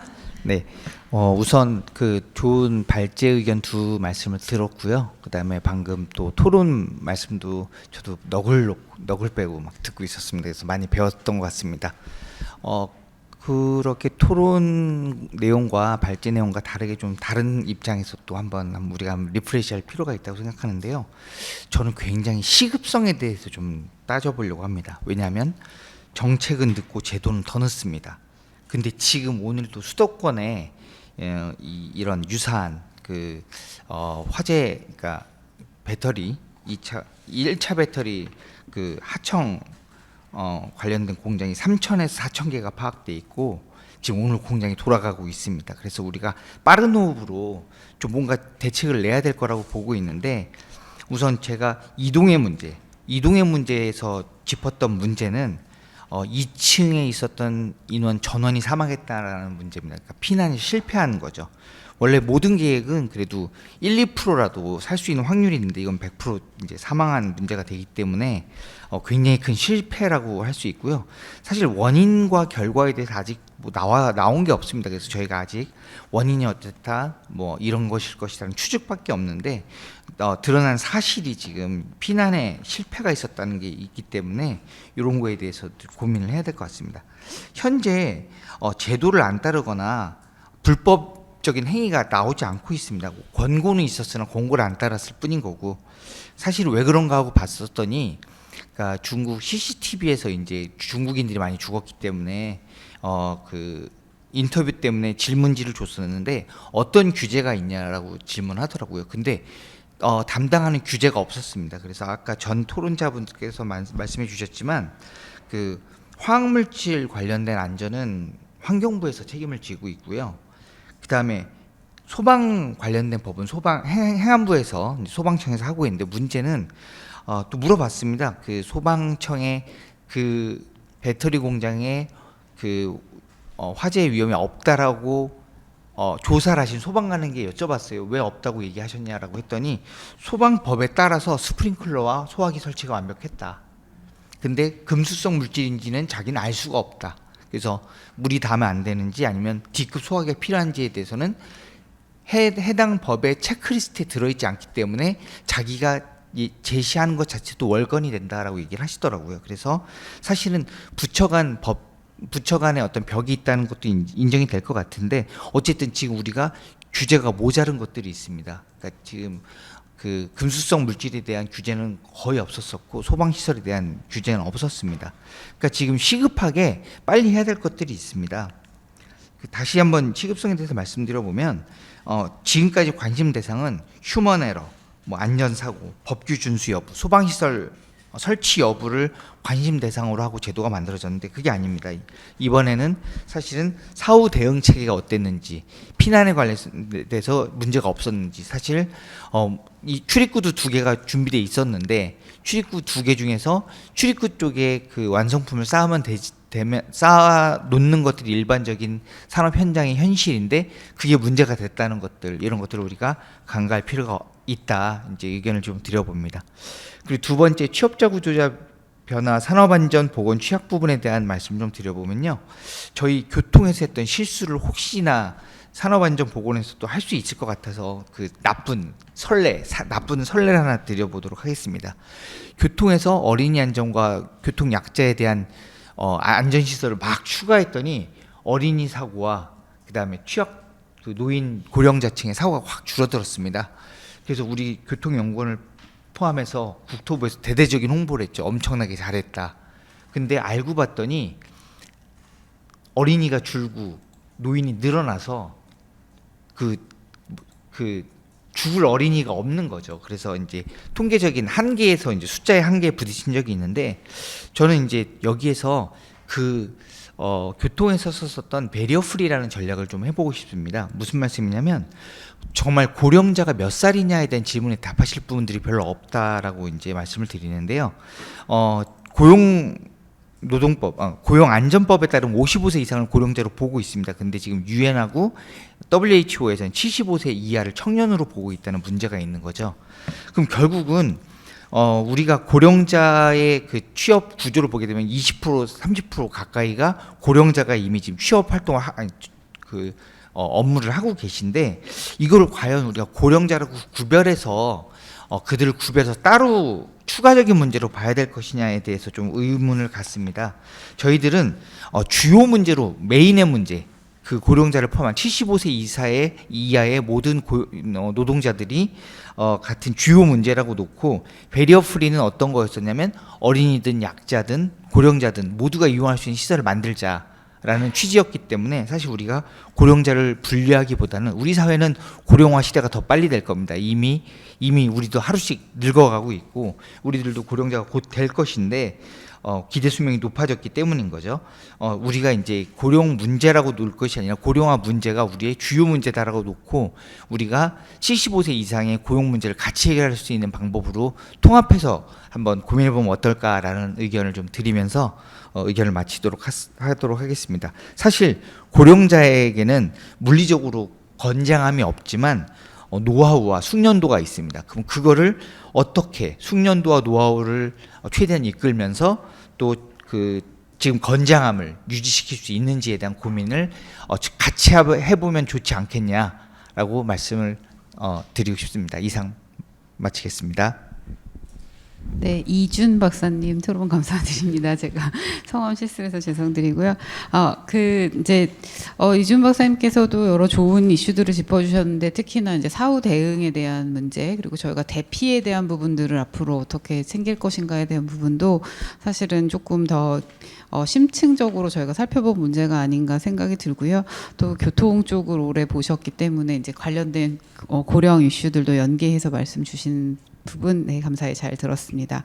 감사드리고 네, 세 번째 토론자는 저희가 이제 기업들의 실질적인 컨설팅이나 그런 부분들을 통해서 현장에서의 고민들을 많이 함께 하고 계시는 한영회계법인의 유종기 상무님께 말씀 들어보도록 하겠습니다. 네.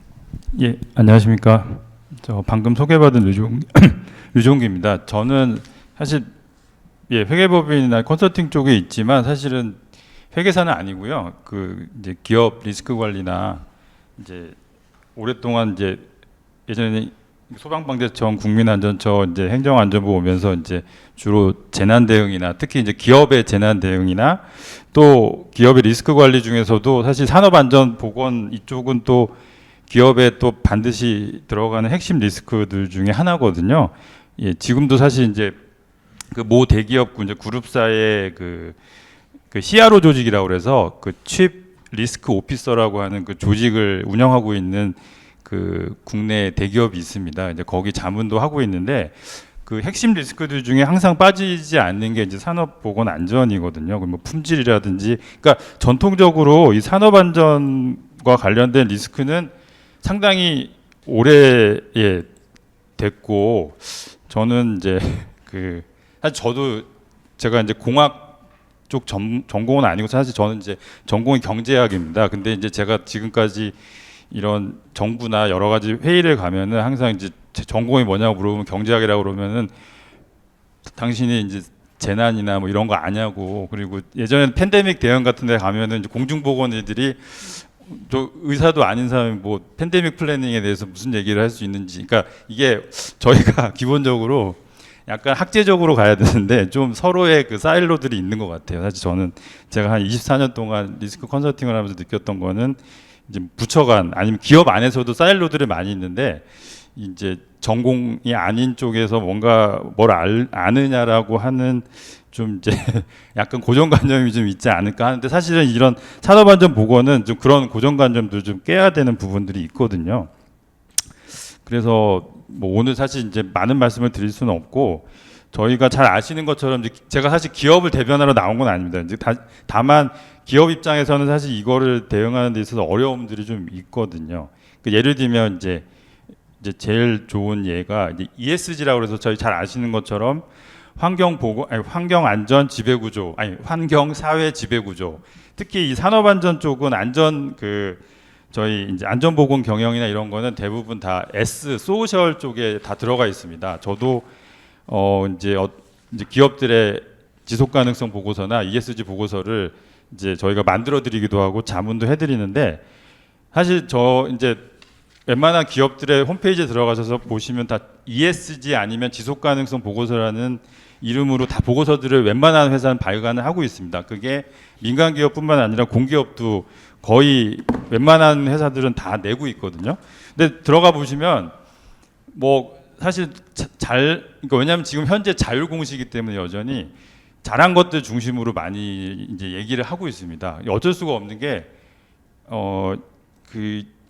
ESG를 해서 결국은 기업이 그 수익 창출이나 경제적인 성과뿐만 아니라 이런 안전이나 이런 환경과 같은 사회적 성과, 환경적 성과를 균형 있게 가져가라고 하는 건데, 어떻게 보면은 이제 이런 안전 문제에 대해서는 어딜 봐도 이제 지금 오늘 토론하는 것처럼 이런 내용들을 사실 기업은 절대 공시를 하거나 공개를 하지는 않은 부분이 있고요.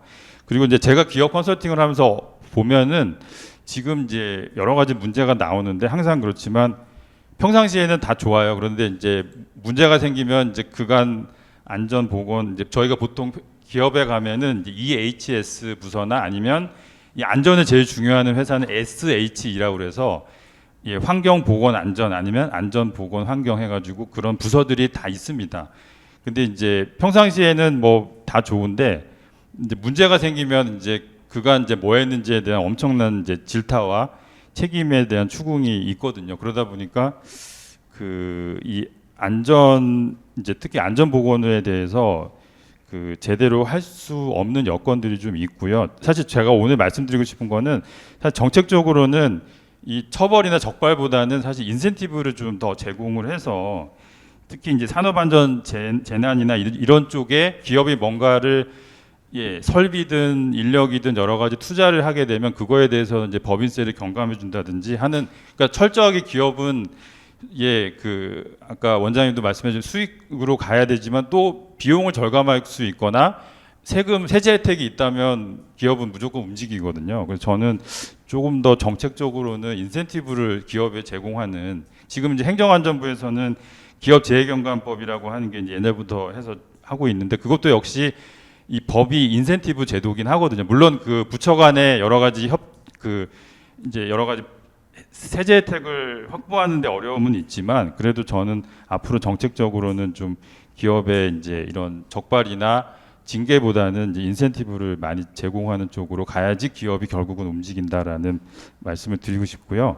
사실 할 말은 많은데 이제 마지막으로 아까 이제 두 번째 발표하신 그 내용에 보면 사실 저는 고령화 이제 그러니까 외국인 노동자 고령화 이슈도 있지만 사실 이제 저희가 점점 이런 많은 이 산업 현장이나 이런 데 이제 AI 인공지능이나 로봇이 많이 도입이 되면서 그 이제 단순 반복적인 일들이 많이 없어지다 보니까 이런 이제 노하우를 갖고 있거나 이제 이런 이 산업 안전 쪽에서도 노하우를 갖고 있는 분들이 이제 나이가 드시고 그냥 그 은퇴를 하게 되시면 주니어 분들이나 신입 직원들이 그거를 배울 수 있는 노하우를 배우거나 체득할 수 있는 그런 기회가 사라지기 때문에 저는 오히려 이제 인구 고령화가 되면서 이 산업안전 보건에서도 전문가분들이 기업 전문가들이 빨리 은퇴를 하시게 되면 그걸 이제 새롭게 들어오는 이제 전문가를 내부적으로 육성하거나 이런 거에 사실은 이제 문제가 생겨서 저는 그게 이제 결국은 어떤 산업안전 보건 그 기업의 문제도 되고 그게 전체적으로는 사회 문제도 되지 않을까라는 거를 조금 한번 얘기를 하고 싶어서 말씀을 드렸습니다. 예, 감사합니다. 네, 상무님 토론 말씀 감사드립니다. 앞서서 그 경제학 했는데 왜 이런 거 하냐라고 말씀 듣는다 하셨는데 저희도 행정학 하는데 재난을 뭘 하냐라는 말씀을 많이 듣습니다. 네, 아무래도 이제 재난안전이 그렇게 이제 보는 시각을 여러 층으로 보고 복합적으로 이해하는 것이 중요해서 이제 이런 부분이 필요하지 않나 생각이 들고요.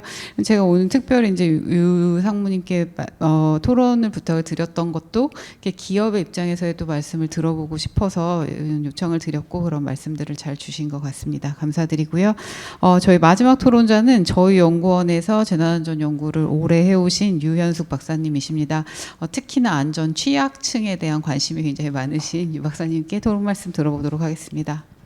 네, 제가 사실은 박두영 전 산업안전보건공단 이사장님 말씀 전에 했어야 드릴 말씀이 있을 것 같은데 워낙 이사장님께서 달변이시기도 하시고 이 분야에서 워낙 탁견과 식견이 있으셔서 중요한 맥락은 많이 짚어주신 것 같은데 저는 이제 그거를 좀 비껴가서 그 실제 두 분이 발제자께서 하신 내용하고 그 실제 이론이나 현장에서의 사고 분석은 굉장히 이제 멀티플 팩터 애널리시스 같은 것들 그래서 다층적이고 다양한 원인에 의해서 사고 분석이 돼야 되고 또 시스템 차원에서의 분석이 이루어져야 해야 한다고 하고 실제로 그런 것들을 분석을 하시는데 실제 정책의 대안을 찾는 것은 여전히 단선적이고 1차원적인 그리고 굉장히 각 부처별 사일로 그리고 또 분과적으로만 정책 대안을 내놓는 게 아닌가. 전 특히나 이제 RSL 공장 화재 이후에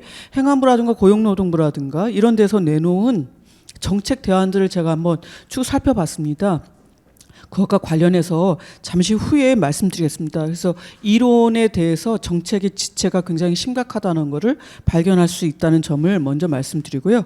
저는 강태선 교수님께 산업안전 이제 분야 이론적 발전이라든가 그 이제 썩은 사과 이론에서 레질리언스, 엔지니어링 그리고 시스템적 분석 그리고 실제 그것을 분석 도구로서 현장에서 어떻게 분석할 수 있는지 이런 분석 도구를 적용하는 사례를 잘 보여주셨다고 생각하고, 특히나 이제 RSL 공장 화재에 대해서 하돈 매트릭스 분석을 하셔가지고 실제 사고에는 이제 다양한 단계별로 요인들이 실제 개입하고 그것들이 이제 상호작용하면서 이러한 사고가 발생했다라는 거. 그래서 특히나 이제 RSL이라는 이번 화재 같은 경우에는 방위 사업체의 어떤 특수성, 또 안전장감의 사각지대에 놓여 있던 거, 그리고 이게 이제 국가 안보라는 거창한 명목에 의해서 사실 안전 점검도 받지 않았고, 놀랍게도 3년 연속 위험성 평가에서 우수 사업자로 선정되면서 20%의 어떤 산재보험료 감면 조치까지도 받아서 그런 수혜도 받았던 업체이고,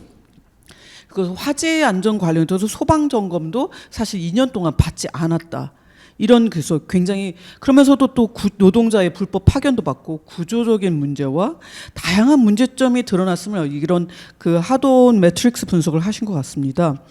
그리고 또 저 박종식 박사님, 제가 굉장히 관심 있는 안전 취약계층에 대한 연구들 해주셨는데, 고령 근로자하고 특히 이제 외국인 근로자라는 점에서, 그리고 또 그 앞서서의 강태선 교수님하고 굉장히 많이 중첩되는 부분이 있었는데, 그 이론적인 거하고 분석에 있어서는 굉장히 멀티팩터 애널리시스를 하고 계시다는 거. 그리고 더더욱 박종식 박사님은 이제 산업안전 이 취약계층이라고 이 부분에 대해서 통계적인 거, 실제 자료들 같은 것을 분석을 하셔서 이 취약계층이 산업재해에 더 많이 노출되고 있고, 향후에는 어떤 정책적인 개선이 필요한지도 굉장히 구체적이고 꼼꼼하게 말씀 주신 것 같아요. 고령 친화적인 작업 환경 개선이라든가 노동능력 평가제도 도입, 외국인 근로자 관련해서는 의사소통의 문제라든가 짧은 근속기간, 열악한 작업 환경 같은 건 문제를 집어주고, 거기서 이제 정책 대안도 말씀해 주시고 있는 것 같습니다. 그러면 어떻게 정책 지체가 이루어지고 있는지를 말씀드리겠습니다.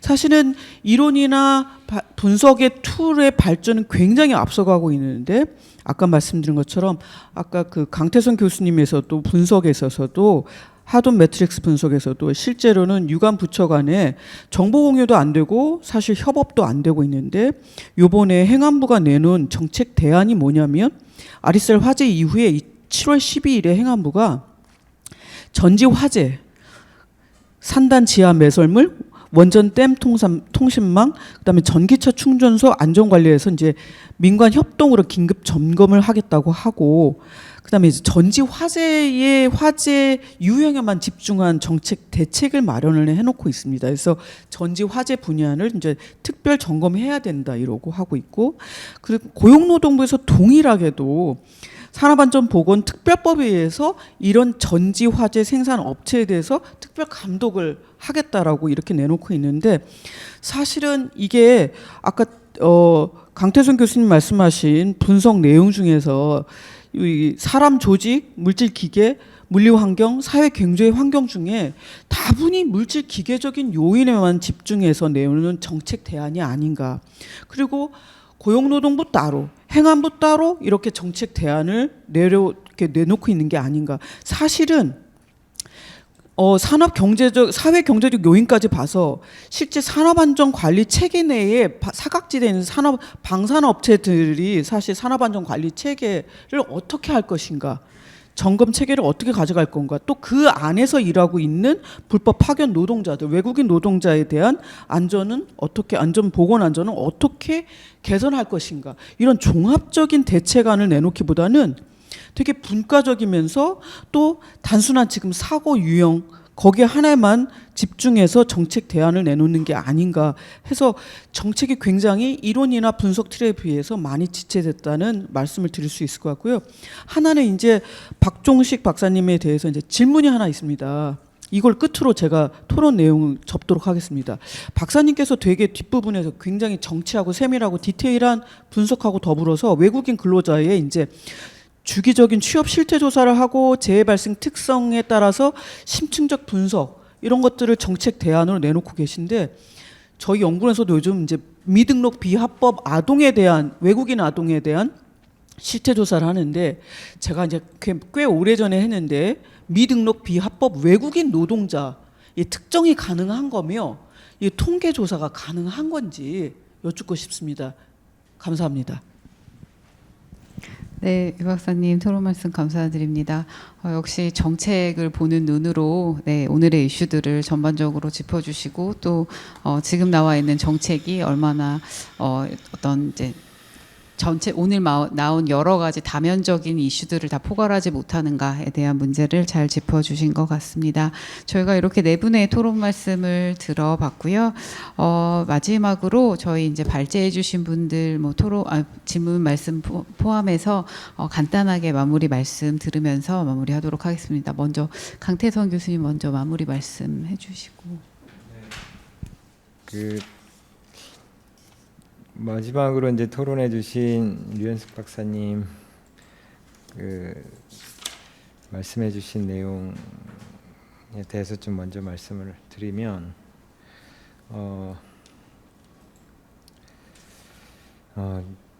정책의 지체가 이제 뭐 어제 오늘의 일이 아니고 30여 년 전하고 뭐 그 대응은 달라지지 않았는데요. 그게 왜 그럴까 그런 생각을 해보는데 뭐 때로 이제 범부처 대책이 나오는 사례도 있고 성공한 사례도 전 있다고 봅니다. 근데 이제 안전보건 뭐 사업장의 안전보건 문제입니다만 이 또한 이제 범부처 대응이 필요한 거죠. 그러니까 산업부가 상당히 중요한 역할을 전 해야 됐었다고 보고요. 그러니까 예를 들면 지난 3월달에 산업부는 그 1차 전지에 대한 안전 규제를 내놓는데 거기서 군 특수용은 배제를 하거든요. 그래서 하여튼 그 본부처 대응이 이게 뭐 너무 졸속으로 흐르는데 좀 언론에서 사라지더라도 그런 대응이 있어야 되고 그런 사례가 쌓이면 뭐 좋은 컨트롤 타워도 생길 수 있다는 생각도 드는데요. 그래서 우리 전문가들은 그런 역할을 해야 된다고 봅니다. 언론에서 지워져도 그런 범부처 대응의 필요성을 강조하면서 이 건에 있어서는 이제 산업부까지도 소방이나 뭐 환경부는 물론이고까지도 어떤 대안을 근본적인 대안을 내놓고 같이 제도할 수 있는 그런 계기가 돼야 된다고 생각을 하고요. 그리고 이제 우리 교통연구원의 이준 박사님께서 토론해주신 내용 중에 사실 규제가 없지는 않습니다. 규제가 있는데 이게 산업법상으로 이제 위험 물질로 분류될 수 있고 그 두 가지 물질이 모두 위험 물질로 분류될 수 있는데 리튬이나 염화티오닐 모두 그것을 저도 뭐 근로감독관을 했습니다만 제가 그 현장에 갔으면 위험 물질이 있으니까 별도의 비상구가 필요합니다라고 규제할 수 있었을까? 저는 못했을 거라고 생각합니다. 그게 왠지는 뭐 설명이 길어지니까 그랬을 때 과연 규제를 만드는 게 중요하냐 규정을 그건 아닌 것 같아요. 그래서 물론 있어야 되지만 그것이 어떻게 돌아가게 할 것인가. 그 아까 제가 자기규율 위험성 평가를 말씀드린 이유는 뭐냐면 지금 이제 단위 사업장의 노사가 당해 사업장의 유해 위험을 파악하고 잘 아니까 그 중에 가장 문제가 되는 것들을 개선하자는 취지 좋은데요. 그것을 단위 사업장만으로 알기는 어려워요. 저는 1차 전지 뭐 4개에 불과하다고 하셨는데 상당한 위험도를 가진 업체들이기 때문에 그것이 큰 화제로 이미 밝혀졌고 국방부까지 움직일 정도인데도 불구하고 우리 도대체 무엇으로 움직이느냐. 그 정도면 충분하지 않았는가. 저는 이제 사고 이후에 이렇게 분석하는 것이 늘 확증 편향을 하게 되는데 이 건은 그렇지 않다라는 생각이 드는 거예요. 이 건만큼은. 너무 많은 그 예고를 했어요. 그래서 우린 근데 도대체 어디서 배울 것이냐. 이게 어마어마하게 강력한 규제를 동원하면 될 것이냐. 저 그럴 수 없다고 보는데 이게 이제 그 업체 내에서 경쟁만이 아니라 이 안전은 협력해야만 하고 일정하게 규율을 우리가 만들면 정부에서는 그거를 승인하고 뭐 승인하면서 동시에 중처법 적용 대상 사건이 발생하면 면책까지도 하는 저는 이런 인센티브는 필요하다고 봐요. 여기 산재 감면해 주는 인센티브도 있었고요.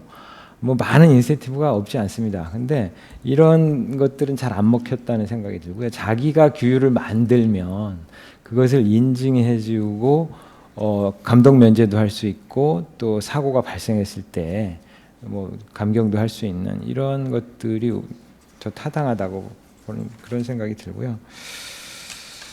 예, 이상입니다. 예, 좋은 토론 고맙습니다. 예.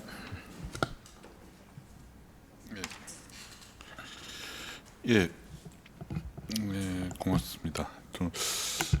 저도 사실 아까 뭐 경제학 얘기하신 저는 사회학 전공이거든요. 사회학 박사인데 사회학 하면서 네가 뭘 안전 뭘 아냐 뭐 이런 얘기 전 더 많이 들었습니다. 그래서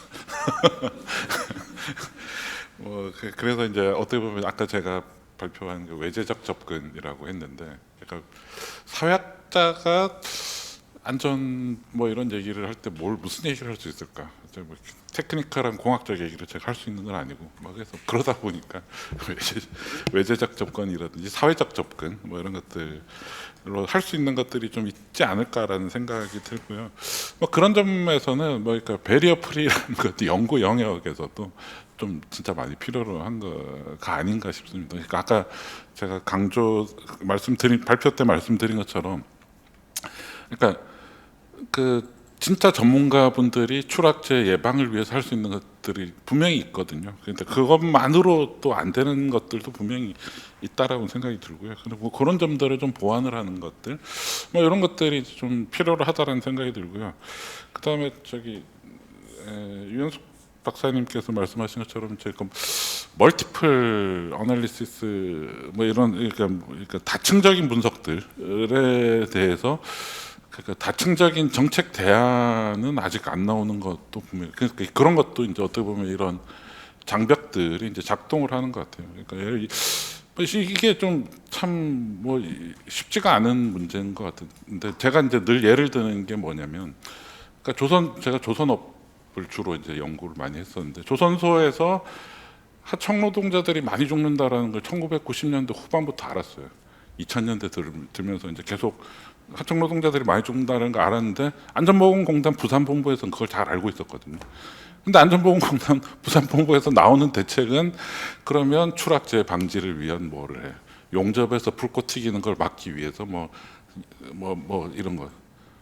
뭐 도장 작업 때 스프레이를 안전하게 쓰고 뭐 보호구를 잘 차야 되고 잘 착용해야 되고, 발판 작업에서 추락재가 발생하니까 뭐 거기에 대해 발판을 뭐 안전 조치를 강화하라 뭐 이런 얘기들을 막 계속 나와요. 근데 이런 대책은 굳이 하청 노동자들이 많이 죽는다라는 얘기 안 해도 나올 수 있는 대책들이거든요. 그래서 그런 점에서는 이제 좀 마찬가지. 그러니까 최근에 뭐 배달 라이더들 이제 사망 사고 지금 계속 늘어나고 있고, 지금 거의 지금 뭐 배민 우한 형제들 뭐 이런 데가 이제 산재 1위 기업 됐거든요. 그렇게 되는데 그러면 근데 이제 그런 거예요. 근데 나오는 대책은 보면 늘 그거예요. 라이더들 뭐 안전 교육을 해야 되고, 안전 모자 쓰게 하고, 안전 보호구 장비 착용하게 해야 된다. 뭐 그렇게 그것도 필요로 한데, 예를 들면 그런 거예요. 그러니까 근데 이제 이 사람들 보니까 플랫폼 업체들에서 일을 하다 보니까 플랫폼의 알고리즘이 문제더라. 이 지적까지는 나오는데, 그러면 이제 알고리즘을 그럼 규제를 할 수 있을 것인가? 아니면 그럼 아까 얘기한 조선소에서 하청 노동을 규제를 할 수 있을 것인가? 이런 게 이제 조금 이게 어떻게 보면 그래서 이제 또 같이 얘기를 해보면, 안전 뭐 이게 뭐 사고 많이 발생했다고 그러면 이거하고 하청을 갖다가 금지하는 게 무슨 관계냐? 아니면 알고리즘을 막아야 되는, 알고리즘을 공개를 하는 게 무슨 관계냐? 뭐 이런 식의 나오니까, 그러니까 사실은 그러니까 다층적인 멀티플한 정책이 나와야 되는데 그게 나올 수 없는 또 이제 한계 장벽들이 분명히 있는 것 같아요. 그러니까 그런 점들에서 이제 저도 예전에 이제 그래서 제도의 지체라고 이제 그런 단어를 쓴 적이 있는데, 그런 것들이 분명히 있어서 한편으로 이제 이 뭐 행정연구원도 마찬가지고 저도 마찬가지고 그런 것들에 대해서 이제 좀 이 뭐라고 해야 되나, 다층적인 접근과 뭐 이런 것들 정책 대안에서 좀 더 기여할 게 있을 것 같다는 생각이 듭니다. 근데 뭐 그게 쉽게 바뀌는 것 같지는 않더라고요. 그러니까 아까 말씀드린 것처럼 플랫폼 알고리즘 공개하라고 하면 당연히 기업들 다 반대를 하니까 뭐 이런 뭐 근데 그 중에서 거기에서의 절충점들을 어떻게 찾을 수 있을까? 뭐 이런 것들, 예를 들어서 이제 뭐 도급 금지도 이제 되게 도급은 금지 뭐라고 해요. 위장도급은 위장도급 불법 파견은 막아야 되는데 그 산안법이나 중처법에서 그 하도급에 대해서 도급에 대해서도 안전관리 책임은 계속 지우고 도급에서 사고 산재 발생 중대재 발생하면 중대재 처벌법 적용되거든요. 이런 모순들도 분명히 있기 때문에 뭐 이런 것들을 갖다가 어떻게 이제 좀 그러니까 저는 오히려 이제 그런 데서 대안은 사회과학자들이 좀 낼 수 있지 않을까. 그러니까 뭐 이런 생각들도 좀 있습니다. 그래서 그런 것들, 그런 방안들 앞으로도 좀 같이 좀 했으면 좋겠고요. 미등록 합법 외국인 노동자 조사는 가능한가? 이거는 뭐 저도 잘 모르겠습니다. 방법은 뭐 있지 않을까? 뭐 모르겠는데 잘 모르겠습니다. 근데 방법은 찾아내야 될 것 같고요. 근데 이것도 예를 들면 이제 예전에 제가 이제 저기 태백, 정선, 이제 진폐 예전에 이제 광산에서 일하다가 진폐 하신 분들 설문조사를 한번 하러 갔었는데 그때 설문지 뭉치를 막 들고 이제 2000년대 초반에 들고 와서 했는데 근데 잘 안 돼요. 근데 웃긴 게 그때 이제 그 정선에 태백에 갔더니 거기 이제 그 계신 분 중에 한 분이 그 설문조사를 진폐 환자분들 설문조사를 이미 한 300% 한 게 있더라고요. 어떻게 했냐니까 그 말 그대로 우리가 그 사회학 우리 통계 사회학 방법론 책 보면 나오는 것 중에 하나가 이제 스노우볼 샘플링이라고 있잖아요. 진짜 그 스노우볼 샘플링으로 샘플링을 하셨더라고요. 그래서 뭐 그런 가능성 그러니까 진짜 교과서에만 나오던 건데 진짜 스노우볼 샘플링 누가 하냐 이렇게 했는데 뭐 마약 조사 뭐 이런 거 할 때 하라고 하는데 진폐 환자분들 그런 식으로 조사를 하고 있더라고요. 그래서 뭐 상상력이 좀 필요하지 않을까. 저도 잘은 모르겠습니다만 그렇게 좀 답변을 드리도록 하겠습니다. 예, 고맙습니다. 네.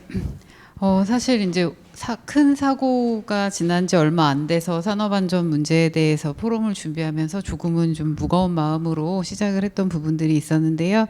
오늘 이제 두 분의 발제와 네 분의 토론을 들으면서 저희가 그래도 좀 생각해 볼 문제들을 잘 짚어보지 않았나라고 생각이 들고 아주 미미하지만 이런 이슈들을 진단하는 게 앞으로 발전에 큰 영향을 줄 수 있기를 기대해 봅니다. 그리고 오늘 말씀 나왔던 것처럼 사실은 굉장히 복합적인 이유고 다층적인 분석이 필요했고 그리고 그만큼의 다층적인 정책이 필요하다라는 결론이 있었고요. 또한 저희가 그러기 위해서는 되게 다학제적인 접근이 다시 한번 필요하다는 점을 인지하면서 저희 사회안전 포럼이 사실은 그런 목적으로 운영을 하고 있기 때문에 네, 앞으로도 좋은 주제를 발굴해서 좋은 포럼을 운영을 해보도록 하겠습니다. 네, 오늘 참석해 주신 분들 감사드리고요. 이것으로 제4차 사회안전 포럼 마무리하도록 하겠습니다. 감사합니다.